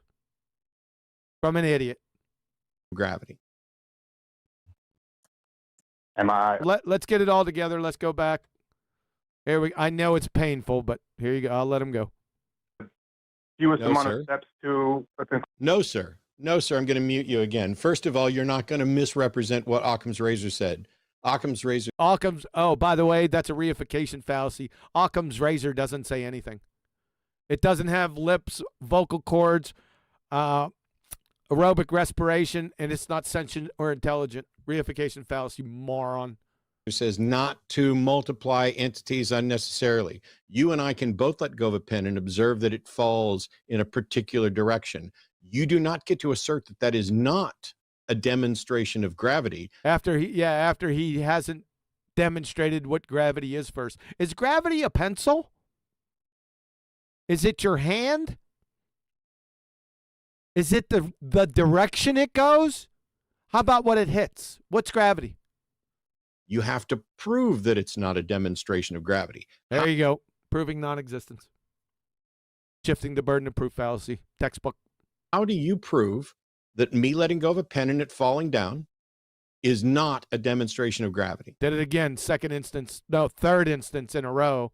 And he did that previously in the beginning of this video. Am I unmuted? Yes, that's what happens when I ask you a question. It's then your Well, yeah, he's got to know that he's unmuted, right? Because you're muting him. turn to talk, and because I'm an expert who's done this for You're not an expert in anything except contradictions. That's the only thing you're an expert in. And train wrecking yourself. You've already poured coals, metric tons of burning coals on top of your head, unsolicited, by the way. So has Tunguska Tessie over here. The twinkling tails of a twat.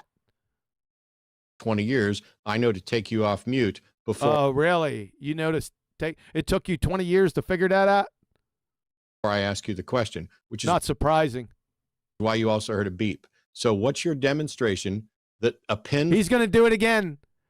He's going to double up on the fallacy, the double your pleasure fallacy, proving non-existence and shifting the burden of proof. Here it comes again. falling to earth is not a demonstration of gravity? There you go. There it is. Textbook. What a frigging moron. And he's proud of himself. Look. Proud to have rid with you, Jesse. Because it's more dense than the oxygen around it. That's Oh, density comes up. why it falls, not because of I don't need gravity to explain it. You don't need gravity. Gravity hasn't been, let alone identified yet, demonstrated. Look at him. Just, you're busted. Now they're all in. I'm all in right now. You little clown ass. Yeah, we got you.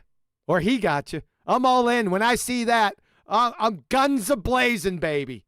Fucking ass clown. I don't That's not a response. Blue sniffer. even know where to begin with that. How about at the beginning? Tunguska Tethi. And let me guess. You do think You guess. We don't need any guesses from you.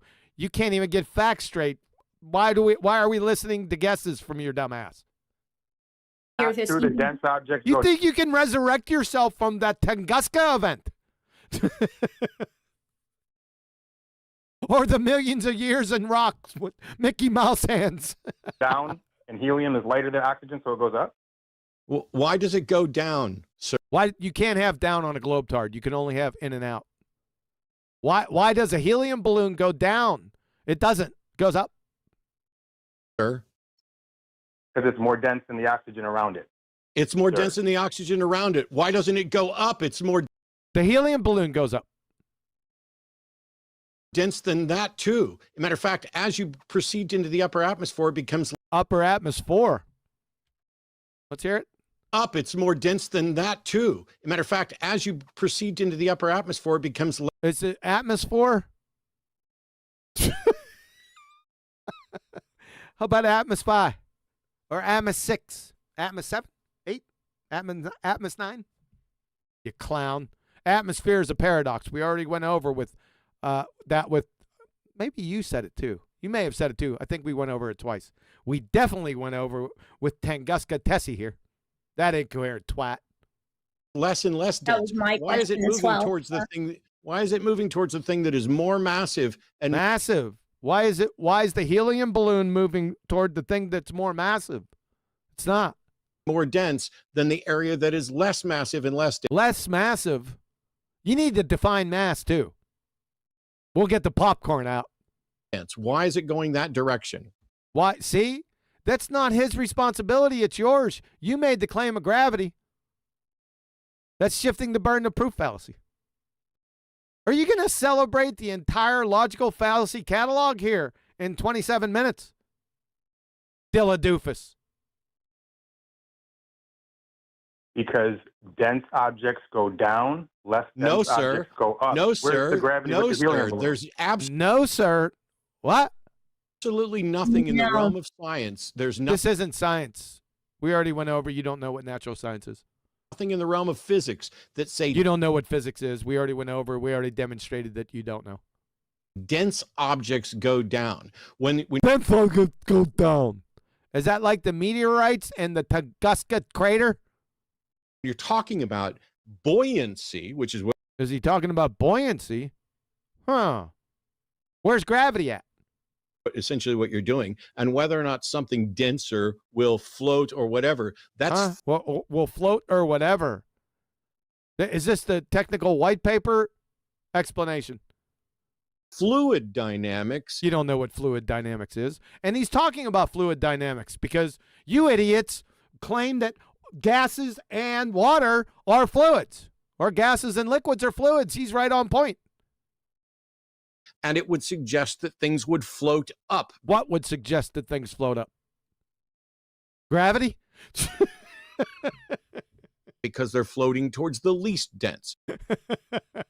So your model is He doesn't have a model. You don't have one, and you don't know what one is, and neither does Tunguska Tessie. absolutely flawed because you Oh, now it's absolutely flawed, not just flawed.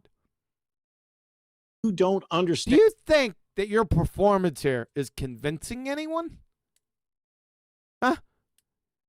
Maybe your idiot Evo-tard audience that's dumber than a bag of hammers, right? That's about it. The rest of us, you're just making a horse's asses out of yourselves. Understand either what the science says Science doesn't say anything. That's a reification fallacy, and this isn't science. It's the furthest thing away from science that you can get. about density About density or buoyancy or buoyancy, what are those? or fluid dynamics. Here we go again. And you're doing all of that in order to dismiss gravity. Dismiss what's gravity? Well, you haven't defined it, let alone demonstrated it yet. How can you even appeal to it? You haven't done anything with it yet. With your flawed understanding of Occam's razor. Oh, his flawed so this now we're back to Occam's razor and your flawed understanding of Occam's razor. You just contradicted yourself again with that horseshit. You have it absolutely wrong. You're wrong. Liar, liar, pants on fire. You are engaged in what I would call fractal wrongness. You friggin' fractal, friggin' fruon. You are wrong at every conceivable resolution. Sure, show it, Mr. Every conceivable resolution. It's just hyperbole, horse shit. There's nothing here. It's one big nothing burger. Can you explain? From a doofus, from a logical fallacy. I mean, logical fallacies were coming out of you're a carpet bomb barraging them before. Explain to me then why gravity doesn't operate on a He's Jedi mind trick Jason into thinking that gravity exists. helium balloon, but it operates on, say, a table. Gravity absolutely operates on a helium balloon. Gravity operates really? How so? Can't wait for this. Just like everything else. Just like he's stalling. How so? The gravity the gravity, you haven't demonstrated it yet. Is the interaction between so gravity is the interaction. Now we're getting somewhere. Events. Let me get this. Let's get it all, folks. I don't want to interrupt him. Gravity absolutely operates on a helium balloon, just like everything else. Stop shaking your head, dumbass twat. The gravity is the interaction between events relative to both the distance between them and proportional to their mass. Yeah, that's Newtonian mechanics. You're only 109 years out of date. It was debunked 109 years ago by Einstein. You pretender clown fraud. That's not what gravity is.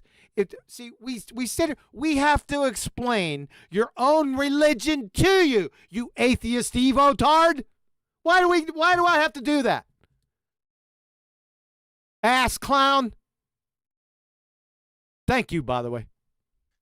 When you see a helium balloon rise, it's not because of what? Because it has defied gravity. But what's gravity? It can't defy something that doesn't exist. Because the helium. Now he's going to get technical on us. Watch this piercing intellect. Its buoyancy. The helium, its buoyancy. What? Carries it into the upper atmosphere. Carries into the upper paradox, and there is still the force of gravity acting. Gravity hasn't been a force for 109 years. Thank you very much. So the helium balloon's going up, but there's this fairy tale fuckwit force of gravity pulling it down, like he's pointing down. By the way, you can't have down on a sphere tart, only in and out, but I digress. So as it's going up, there's a force pulling down, but it's still going up. On it, directing it towards the largest mass around. Oh, so it's going up, but it's being directed towards Earth. You need to be institutionalized. That goes without saying with Tunguska Tessie over here. Which is Earth. In the same way that we So it's going up, but it's being pulled down towards Earth by a fairy tale force. Got it. Launch a spacecraft. What does a spacecraft have to do with a helium balloon? Out of there, we can provide sufficient acceleration. Where's the jets on the helium balloon? Such that we can escape gravity's pull. Gravity's pull? Gravity doesn't have a pull. Right? We debunked that a couple minutes ago. This, like I said, false analogy, false equivalence times 10,000 with this one.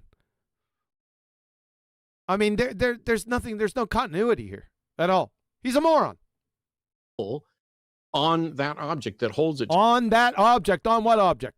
To the Earth. That holds what to the Earth? all like kindergarten and first grade science stuff. He has the audacity to tell us what he just said was kindergarten science. Ladies and gentlemen, I present you DillaDoofis in all his glory. Maybe a little bit more than that, but Shut up. You're Yeah. comparing And a I'm not space even a shuttle to a scientist. balloon with no jet propulsion. Yeah, Jason caught him. You're comparing a helium balloon with a jet with propulsion. You friggin' Egypt. what was that? What was that? Huh? What was that you said? Huh? Duh. I said it sounds like you're comparing a space shuttle and a lot of gas to a balloon What gas? Not a lot of gas, just a space shuttle and a helium balloon is what he's doing.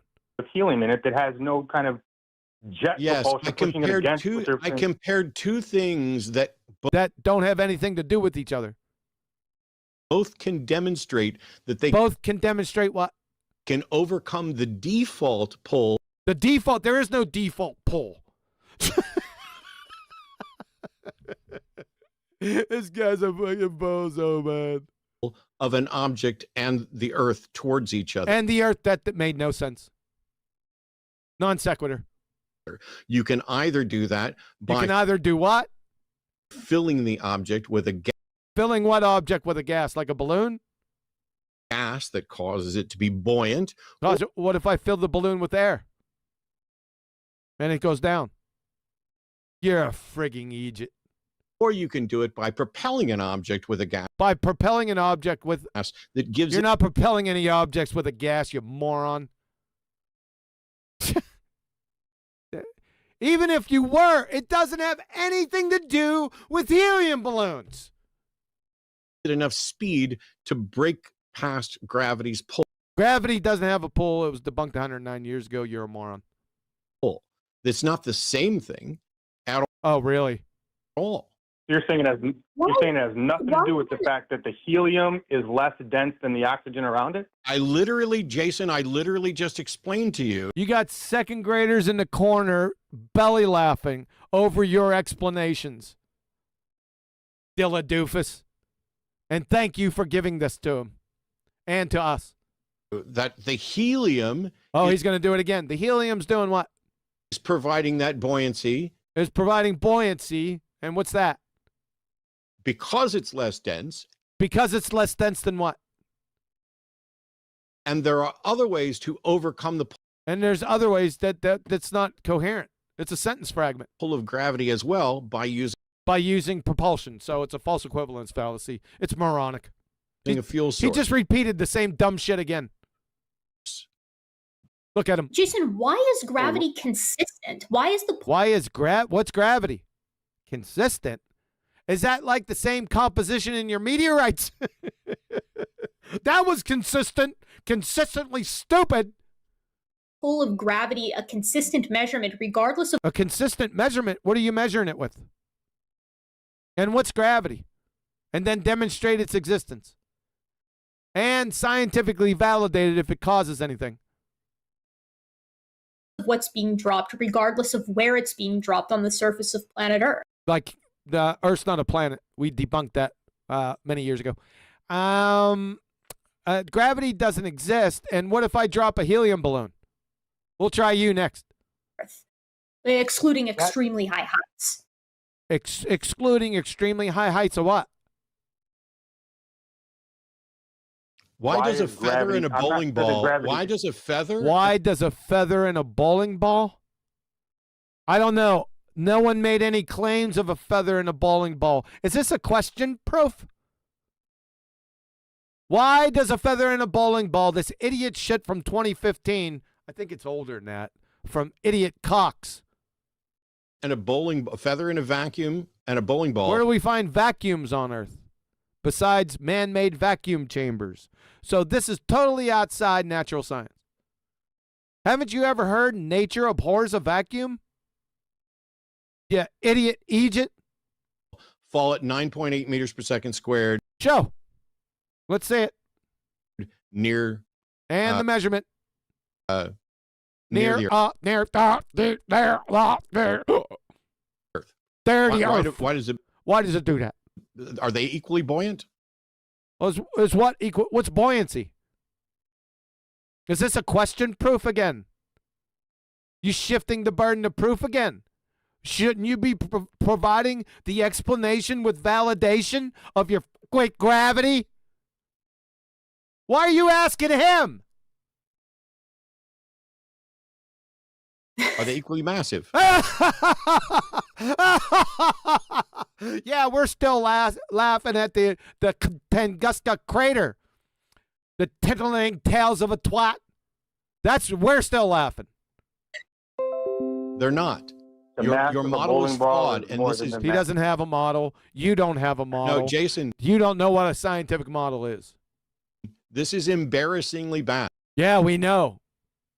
That is an apt description. I would times that by about 10,000 for YouTube bozos. This is the basics of science This has nothing to do with natural science. You're clueless. that you are. I That can't you even are I sentence fragment. take you seriously, and I apologize. Take him seriously. That's all right. My audience is taking YouTube bozos seriously. That's for sure. For that, because Can one of you guys send this video on over to DillaDoofis? You know, the way Nathan usually states. You know, send this on over to him very nicely and say, you know, somebody has evaluated this video. That's somebody being me. Let's see if we get any reaction. If you have time. If you don't have time, then don't worry about it. Go clean the bathroom. not just sitting here. You know, it's not my goal to go, oh, you know, here's another prank caller, here's another troll. It's not your goal. You're the troll. You're the prank caller. You and Tunguska Tessie and her titillating tales of a twatness. But when you don't know the basics of buoyancy, No, you don't know the basis of buoyancy. You didn't define buoyancy here. and you're using that to deny gravity, You didn't define gravity either. You fumbled and bubbled and stumbled with a 109-year out-of-date debunked pseudoscience. That's all you've done. when you don't know the basics of science and you're You using don't know the base. Like I said, science. This has nothing to do with natural science. You're a moron. that to deny gravity in order to What's gravity? See how it goes, folks? Round and round we go. hold up a notion of a flat earth. Flat Earth, yeah. It's observed, measured, navigated, and aviated flat, a horizontal plane, and we've proven it in spades. You are beyond preposterous, and I No, don't. you're preposterous, and my audience knows that you're preposterous. You're a pretender clown, numpty dipshit. You're both frauds, and retarded, by the way. Know how to continue from here. I do by laughing at your dumb asses. But you have your Dunning-Kruger deflector shields up. It doesn't affect you. How is it if the Earth is curved that we can see directly across flat water, which is always flat? How can we see length? How can we see buildings Yeah, see, he's ill-prepared again. He shouldn't have done that. But, hey, you make your own bed. at distances that should be hundreds or because the even Earth- thousands of feet below the curve of the Earth? The Earth. How is that possible So first if of the all, Earth is round? first of all, Jason, the Earth is huge, so that's why. Our first defense out of the gate. The Earth flatty. We can't see curvy because it's too biggy. Yeah, classic. Thank you for that. over short, like very small water bodies that What, like puddles? happens, but over Are they craters? large water bodies, and you can see this yourself with You could see what? Ourselves. offshore. Offshore oil rigs like these two. Yeah, we can. This was in 2020, New Year's Day. We see these offshore oil rigs. Yes, this destroys your ball, love. You know why? Because your ball has a set radius given to you by your pseudoscience morons. Right? So we did the maths after we took a little look-see. You see, the observer height is 1 foot here. We're right down on the deck. The max distance to the geometric horizon from that height on a sphere-tard is 1.22 miles. There's a problem because the horizon is clearly seen behind platform habitat at 9.41 miles. That's almost 10 times further. In actuality, it's like 30 to 40 times further, but we can reasonably say that the horizon in this photo is at least 10 miles away. So yeah, that's a big problem because according to Pythagorean formula, with a horizon at 10 miles away and an observer height at 1 foot, that would give you the Earth's radius at 264,000 miles. I'd say it's quite a big stumbling block for you idiot ball-tard morons. Wouldn't you? It's way above your pay grade. Wind turbines, right? Like the wind turbines, yeah. Really? On like wind farms and things like that. Wind farms, yeah. What you're talking about does happen. What happens? We can see the turbines on wind farms. The height of the over the puddles of the wind fan. The wind fan. Can we find the wind fans in the Tunguska Trader? You twiddling tails of a twat. Actually does disappear below the curve. Disappear below the curve horizon. You'd fail 3rd grade intro to geometry, love. Can you show that? Let's see it. You can see this for yourself. Really? You can see this for yourself. Can we see the Tunguska Trader? I would recommend you go over to my. I would recommend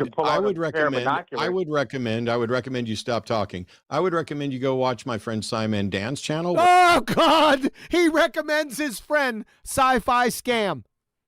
This idiot that you and your reference frames are ruined, Nathan. Sci-Fi Scam. He's even dumber than these two idiots. Yep. I remember back in the day on 24/7, we were back here, 2018, 2019, whatever. I was sitting in there, and one of the mods from 24/7 said, "Hey, QE, you heard of this guy named Simon Dan? He's got a channel." And we were bored, so we all went over to watch one of his videos. And I remember this exactly. He had 212 subscribers at the time. So we were listening to this video. This moron was going on about some fence or some stupid shit. And he mentioned science. So I asked him in the comments, I said, Simon Dan. He wasn't Sci-Fi Scam just yet. I said, Simon Dan, define a scientific hypothesis. There was other posts in there too. He was posting in there, so I figured I'd catch him right in there, right? And it would give him a notification. That was my plan. And then we went back the next day, all of us in 24/7, and he deleted the entire thread. Yeah, there's your Sci-Fi Scam. Like I said, he's dumber than both of you retards. Where he explains this stuff. He couldn't explain it. He couldn't teach the bionic woman hearing if he chained her to the back of a dump truck and drug her through a nitroglycerin plant. You friggin' idiot. Over and over and over again, every time. Over and over and over, and hundreds and thousands and thousands and hundreds and tens of thousands and mountains and mountains and mountains of evidence, yeah. Some scientifically illiterate. Scientifically illiterate, that's you and her. I've demonstrated that here today in spades. Flat earther demonstrates. The flat earth or the globe earth has nothing to do with natural science. It's pure geometry. You're in a complete category error. You are an idiot. You keep on smashing yourself in the face with a space shovel, clown. You remember when the flat earthers put together? Remember flat earthers, that's a stereotype fallacy. Put together what? What's going to happen now? Off your stereotype fallacy. They were going to go out and try and measure whether or not you. look at Tunguska Tethi over here. Oh yeah, I remember. I remember. There was a curve, and their measurements showed that there was. They what? They did it with a laser pointer. OMG, man. Yeah, the laser pointer and the yeah, the laser pointer. Can we see this with a laser pointer thingy that you just contrived? Yeah, well, my audience would like to see this, or is this going to be another baseless assertion fallacy? the I'm betting the latter. the platforms. Yeah, I know the one you're. What the platforms? What platforms? These platforms. Did we have a laser pointer? We didn't need a laser pointer, love. My word, this is stupid. Talking like, about. oh, Yeah, Jason, it lines up and it comes out exactly what the It lines up and comes out like what? What lines up and comes out exactly like what? math shows for this. The math show? What math? What maths? 1 + 1 = 2 maths. That maths. Can you show this? I mean, we've known this. I mean, you've known what? 1 + 1 = 2, or the maths. What maths? You haven't. Do you think you've made a claim or something? Yeah, the claim was incoherent. Not that you supported anything. Are you retarded? Don't answer that. Since before we understood anything about electricity. You knew what before electricity? And you understand electricity? Do you know shit's it? Aristophanes. These guys can't even get the name right. Every one of them screw it up. Aristophanes, what? What? This since before we understood anything about electricity. Aristophanes. Aristophanes. Oh my God. Dang, Aristophanes. Aristophanes didn't do shit. Unless you got some primary documentation for us to support what he did. You got that? He's measured the curvature of He didn't measure shit. He calculated it from elevation angles. Did you know that? DillaDoofis. Can an elevation angle be acquired off a curved surface? That's the question to your dumbass. You have no idea what you got into. of the earth by using shadows of sticks in and It's not sticks, you friggin' Egypt. From the story, it's an obelisk in a well, not sticks. shadows in wells. Oh, at least he got the well right. It's not a stick, you dick. We did this before. We did this. You were back there with Aristophanes. Before we could turn on a light bulb. Oh God. I'll tell you what. I don't know. My door's getting busted down by Harvard and Stanford Law School. They're trying to recruit you. You're one of the dumber persons I've ever run into.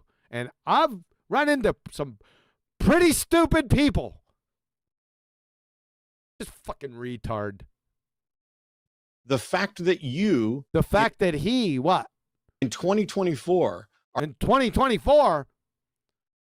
Well, this is celebrating your pomp. This is pomp and circumstance. What you got for us?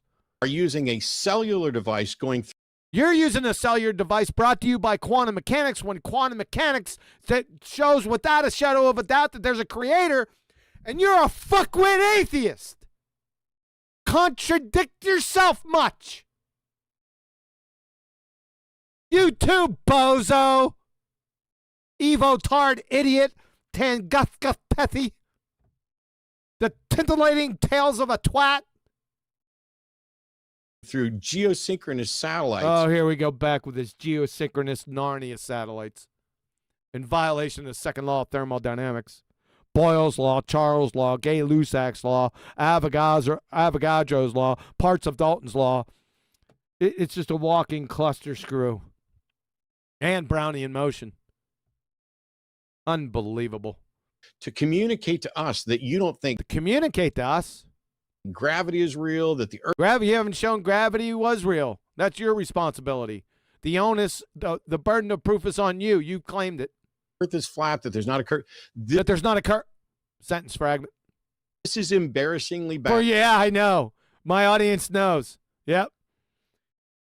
Yep. You got to be some type of delusional to put your face on this in your name. Yep, I agree. Beyond clinical level delusional Dunning-Kruger.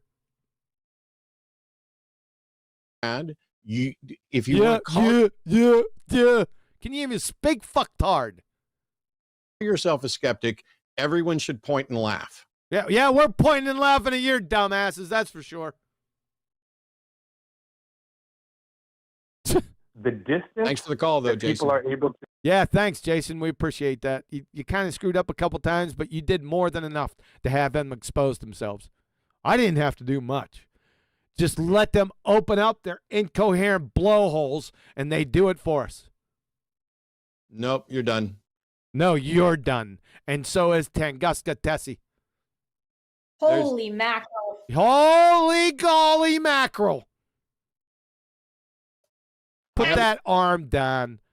Like I said, hazmat crews are needed. My limit for flat Earth. Your limit. We had our limit back in about 5 seconds of this video. You've proven that you're a dumbass. You know what, Matt? When you put those arms down. Fuck. I gotta eat. Still. Got up. So when I brought up the thing about the firmament, the thingy about the firmament. My hope, the reason I brought it up in the first place was shaking his head like a fucking moron. Like some moron. Watch him do it. I brought up the thing about the firmament. Well, watch his head. My hope, the reason I brought it up in the first place was What are you, a dolphin or something, you doofus? DillaDoofis dolphin. I thought he was going to argue that the Bible predicted the earth was round. The Bible predicted what? The earth is round. That's not a prediction, number one. Number two, round and flat aren't mutually exclusive, love. Now we're in second grade retardville. We've been here the whole time, by the way. Round and flat aren't mutually exclusive. You can have round and flat LPs, CDs. You get us, sunshine. Round. And I was about to be like, no, the Bible actually says that the earth is flat. And he was like, it does. She's got more of a biblical acumen than Dr. Danny Faulkner and that other idiot from CMI, Creation Ministries International. You have to give her that. Yup, the Bible does predict the earth is flat. Not predict, it says the earth. It's not predicting. God made the earth flat. That's not a prediction. It was history, he's telling you. It's historical narrative, idiot. And you know that thing you were talking about? Hermeneutics? I was like, oh no, this is no. Another feigned exasperation from Tunguska Tessie, the titillating tales of a twat. Not where I thought we were going. I just realized I mentioned the verse that says there's a tree, and you can see it from anywhere. Yeah, you were flexing your hermeneutical muscles in between literal historical narrative and a dream that was being interpreted by Daniel. It's a dumpster fire. So thanks for repeating it. We'll go over it again. On Earth. This was in one of Nebuchadnezzar's dream. It's in Daniel 4:20. So everybody should be able to remember that one real easy. What's up with Daniel 4:20? Why would that be easy to remember? I don't know. He didn't say. Okay. Daniel 4:20 says, you saw a tree that grew so big and strong that it reached up to heaven. And yeah, it was a dream. It was an interpretation of dreamland. It could be seen from anywhere on Earth. That's not possible on a sphere. It's in a dream. You can't make this up. Do you hermeneutics, bruh? You wouldn't even need hermeneutics. This is baseline retard. Well, there's a verse as well. There's a verse as well that says that pi equals 3 and that the oh my God. Just mindlessly surface puke regurgitating what other dumbass evotards told you. That's all this is. I dealt with this years and years ago. Earth is set about on There's the, not. the pillars, right? Uh-oh. You're going to get corrected. Is there not? No, Sam Harris included that in. Yeah, the other day, he's one of the five horsemen. He's the other idiot horseman. Yep. And there's DillaDoofis. He's the frog horseman of the apocalypse. I didn't know called that. him out for it a couple of different times. You called Sam Harris out. You called one of those idiot horses out, did you? Why didn't you know this? Tangusta Tessie. No, that's What it good to says know. is- That's good to That's know. good to know that you fucked up again. Yeah, that you mindlessly regurgitated something that an idiot told you. Yeah, it's good to know. What it says is that there's a well that was constructed, and when it gives the dimensions of the well, it doesn't say circumference, but it gives its roundabout measure and its Right. cross measure. Right. Boy, she's picking up on it quick now. Right. Can you explain that to us? Fucking idiot. And so they're doing that to say, oh, it says 3 cubits and 10 cubits, and that suggests that pi equals 3. But Oh, I first see. of all, I got it's Oh, not you got it. She for sure got it. It's like finding that crater in Tunguska. Can you get the film while you're there? giving anything about radius, diameter, or circumference. And Duh. it's possible that, and people have done this with a diagram, it's possible to create a well with a lip that is such Oh, really? That's astonishing. that This guy couldn't open up a Cracker Jack box on his own. Evidence? See this entire video. there could be a diameter of 3 on like the inner dimension, Oh, goodness. but Right, I the see what you're saying. roundabout thing could be 10 She sees what you're saying. Go finish the sentence then. because of the thickness and everything else. So somebody could have been given. The and thickness. Yeah, there's a lot of thickness in here. you got to remember, we're talking about people who were measuring things in cubits, Cubits. based on a distance like this. So nobody was saying anything about pi. Okay, that's good to know because I've definitely It's good to know. So now you won't mindlessly parrot this from other idiot evotards. Now you won't do this. You'll mindlessly parrot other horse shit though, right? Yeah. repeated that one before. Yeah, you've definitely repeated. She even owned up to it. Yes, I definitely mindlessly repeated that before. Yep. Without knowing about it. Yep. Shocking. I did too until I was like, oh, Until you got your ass handed to you by somebody. Yep. By a creationist, didn't you? Even though you're both creationists, but you're too stupid to realize it. hang on. Hang But- on. No, this is Yeah. this is the wonderful thing about being corrected. This is about a wonderful thing about exposing pretender clown frauds. Live. you can be less wrong in the future. You could be less wrong. Exactly. Exactly. Oh, about that. I'm Jimmy Snow, executive Oh, producer God. All right, that's it. You know what? I didn't take a break this whole time.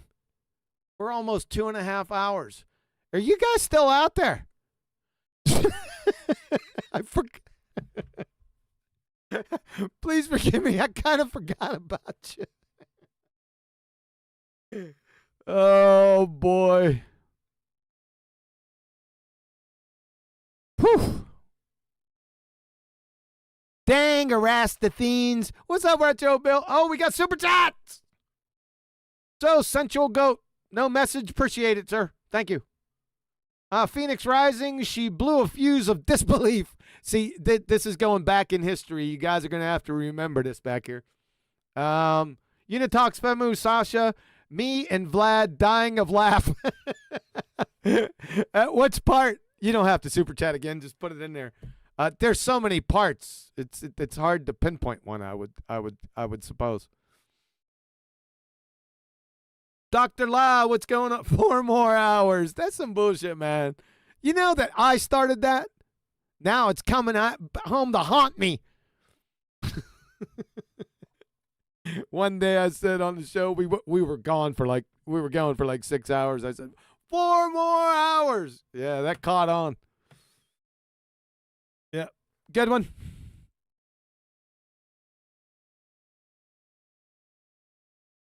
Dudes, did you have fun with that? Looks like most of you stayed for the entirety of it. Nathan was out there. Oh, Nathan's still out there. Wow. You guys don't usually stay this long. 75 people watching, that's a pretty good number. Yeah, so if you'll do me a favor, they're not going to like this. I get a feeling. But if you could carry this video over to where they had it, where they posted it, let's see. It's just Matt Dillahunty. It's from the line. This could be a surrogate. I don't know I don't follow these idiots, right? So I really don't know. So go over to the line and tell them I reviewed it. Is he the line? Are lines straight? Have you ever been in a Turkish prison? Or hung around the gymnasium? Talking about this idiot right here. That, like I said, it's the line right under here. I don't know if this is Dillahunty's channel or this guy was a surrogate and just ran it again. So I'm not for sure.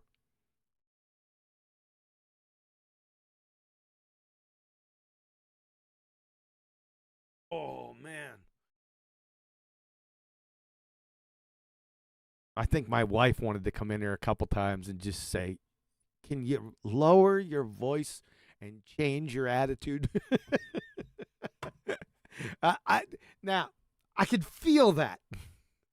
Not that she would have said that, but I felt it. The answer's no to both questions, woman. Go make me some chicken quesadillas with guac and sour cream. That's coming. I'm going to tell you that right now. That's friggin' coming. That's on my mind right now. So listen, that was the end of the video. I mean, there's not too much more to say. And like I said, I didn't really have to do much. Just let them open up their incoherent blowholes, and they did all that on their own. Jose Mesa, I was thinking of you. Jose Mesa in chat. Jose Mesa is the one in 24/7 that said, hey, did you hear this guy named Simon Dan? How ironic for you to show up in here. I haven't seen you in a coon's age. You tell him, Jose. You remember that? That was back in the day, man. 2018. Now, it's not far back in the day, but it's back in the day enough. But it was 2018. I remember it was you. And I know you know what? Sometimes my memory's poor, but I remember that. It was Jose Mesa right there in chat. Right there from 24/7. Yep. We went over there. Remember, he deleted his old channel. And look at Jose's laughing. Yep. Yep. Challenge sci-fi scam. What's a scientific hypothesis? Go back. The entire damn, the whole thread's gone. He pulled a Bislin on me. He pulled a Walter Bislin on me. I do. I brought you the meat too. Yeah, you did. A lot of people do that. That is too funny. Hope you're doing well, Jose. You and your family. Hope you and yours are well. Like I said, I haven't seen you in a while. Get that out of there. Yeah, did I miss Retro Bill's Super Stash? Oh, sorry about that, Retro Bill. Holy shnikes, who left the bag of stupid open? Yeah, that's right. That's right. Thanks a lot, Retro Bill. Sorry I missed you. I got you. I got you covered now. Hey, thanks for giving me that, Kim. Appreciate it. All right, let me go back over here, folks. We're gonna have to vacate. I am so stinking hungry that I'm gonna have to go. Listen, we got QE Live on Tuesday. Don't know what we're gonna do for that show. I'll give it a think, and we'll come up with something. So, hey, I appreciate your time. I'm sorry if I lowered your IQ, but allowing you to witness this train wreck of a dumpster of a disaster. Oh, can't go yet. Retro Bill. DillaDoofis boasted he was once a devout evangelical. Evangelical what? Dolphin? And then erroneously referred to Jesus as the way, the truth, and the light. Outstanding. I would expect nothing less from him, Retro. Nothing less. Thanks for that. All right. Thanks, guys. Like I said, I'll get back with you Tuesday. Hope you show up Tuesday. We'll scare something up. Have a few laughs. Next week is a busy week for me, and next weekend's real busy, so I'm not going to be around too much. But Tuesday, we'll definitely be here Tuesday. All right? Right? All right? So take care. Be careful out there, and watch, and be careful about the numpties you listen to. It's dangerous. Where's their helmets? In the fragile realm where mysteries abide, there walks a man with knowledge as his guide. They call him QE, the quantum eraser. He moves through the world with purpose and grace, destroying beliefs at a steadfast pace, asking what's science and what's math. His wisdom cuts through like tempered glass. They call him QE, the quantum eraser. A master archer with bow in hand, his aim is true across the land, not just in science, but in every heart. He hits his mark with a steady heart. They call him QE, the quantum eraser. It's all too easy for him when he takes the stage. With every word he states, they feel the rage. His presence alone rattles that cage. The crayon eating numpties are running out of time. They call him QE, the quantum eraser.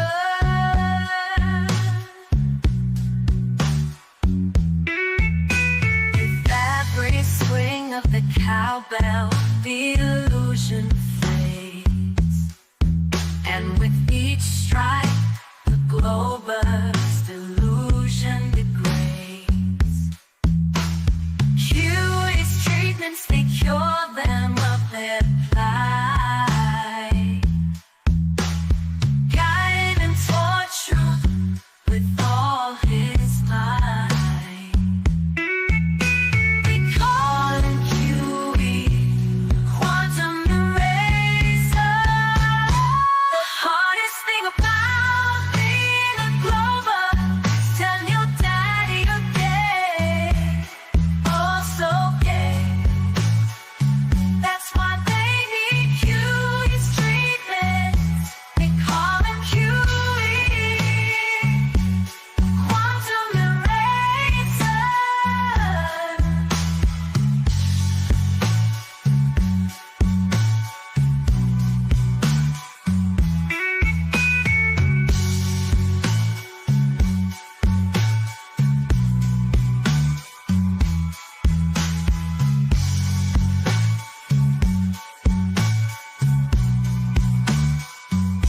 They call him QE, the quantum eraser.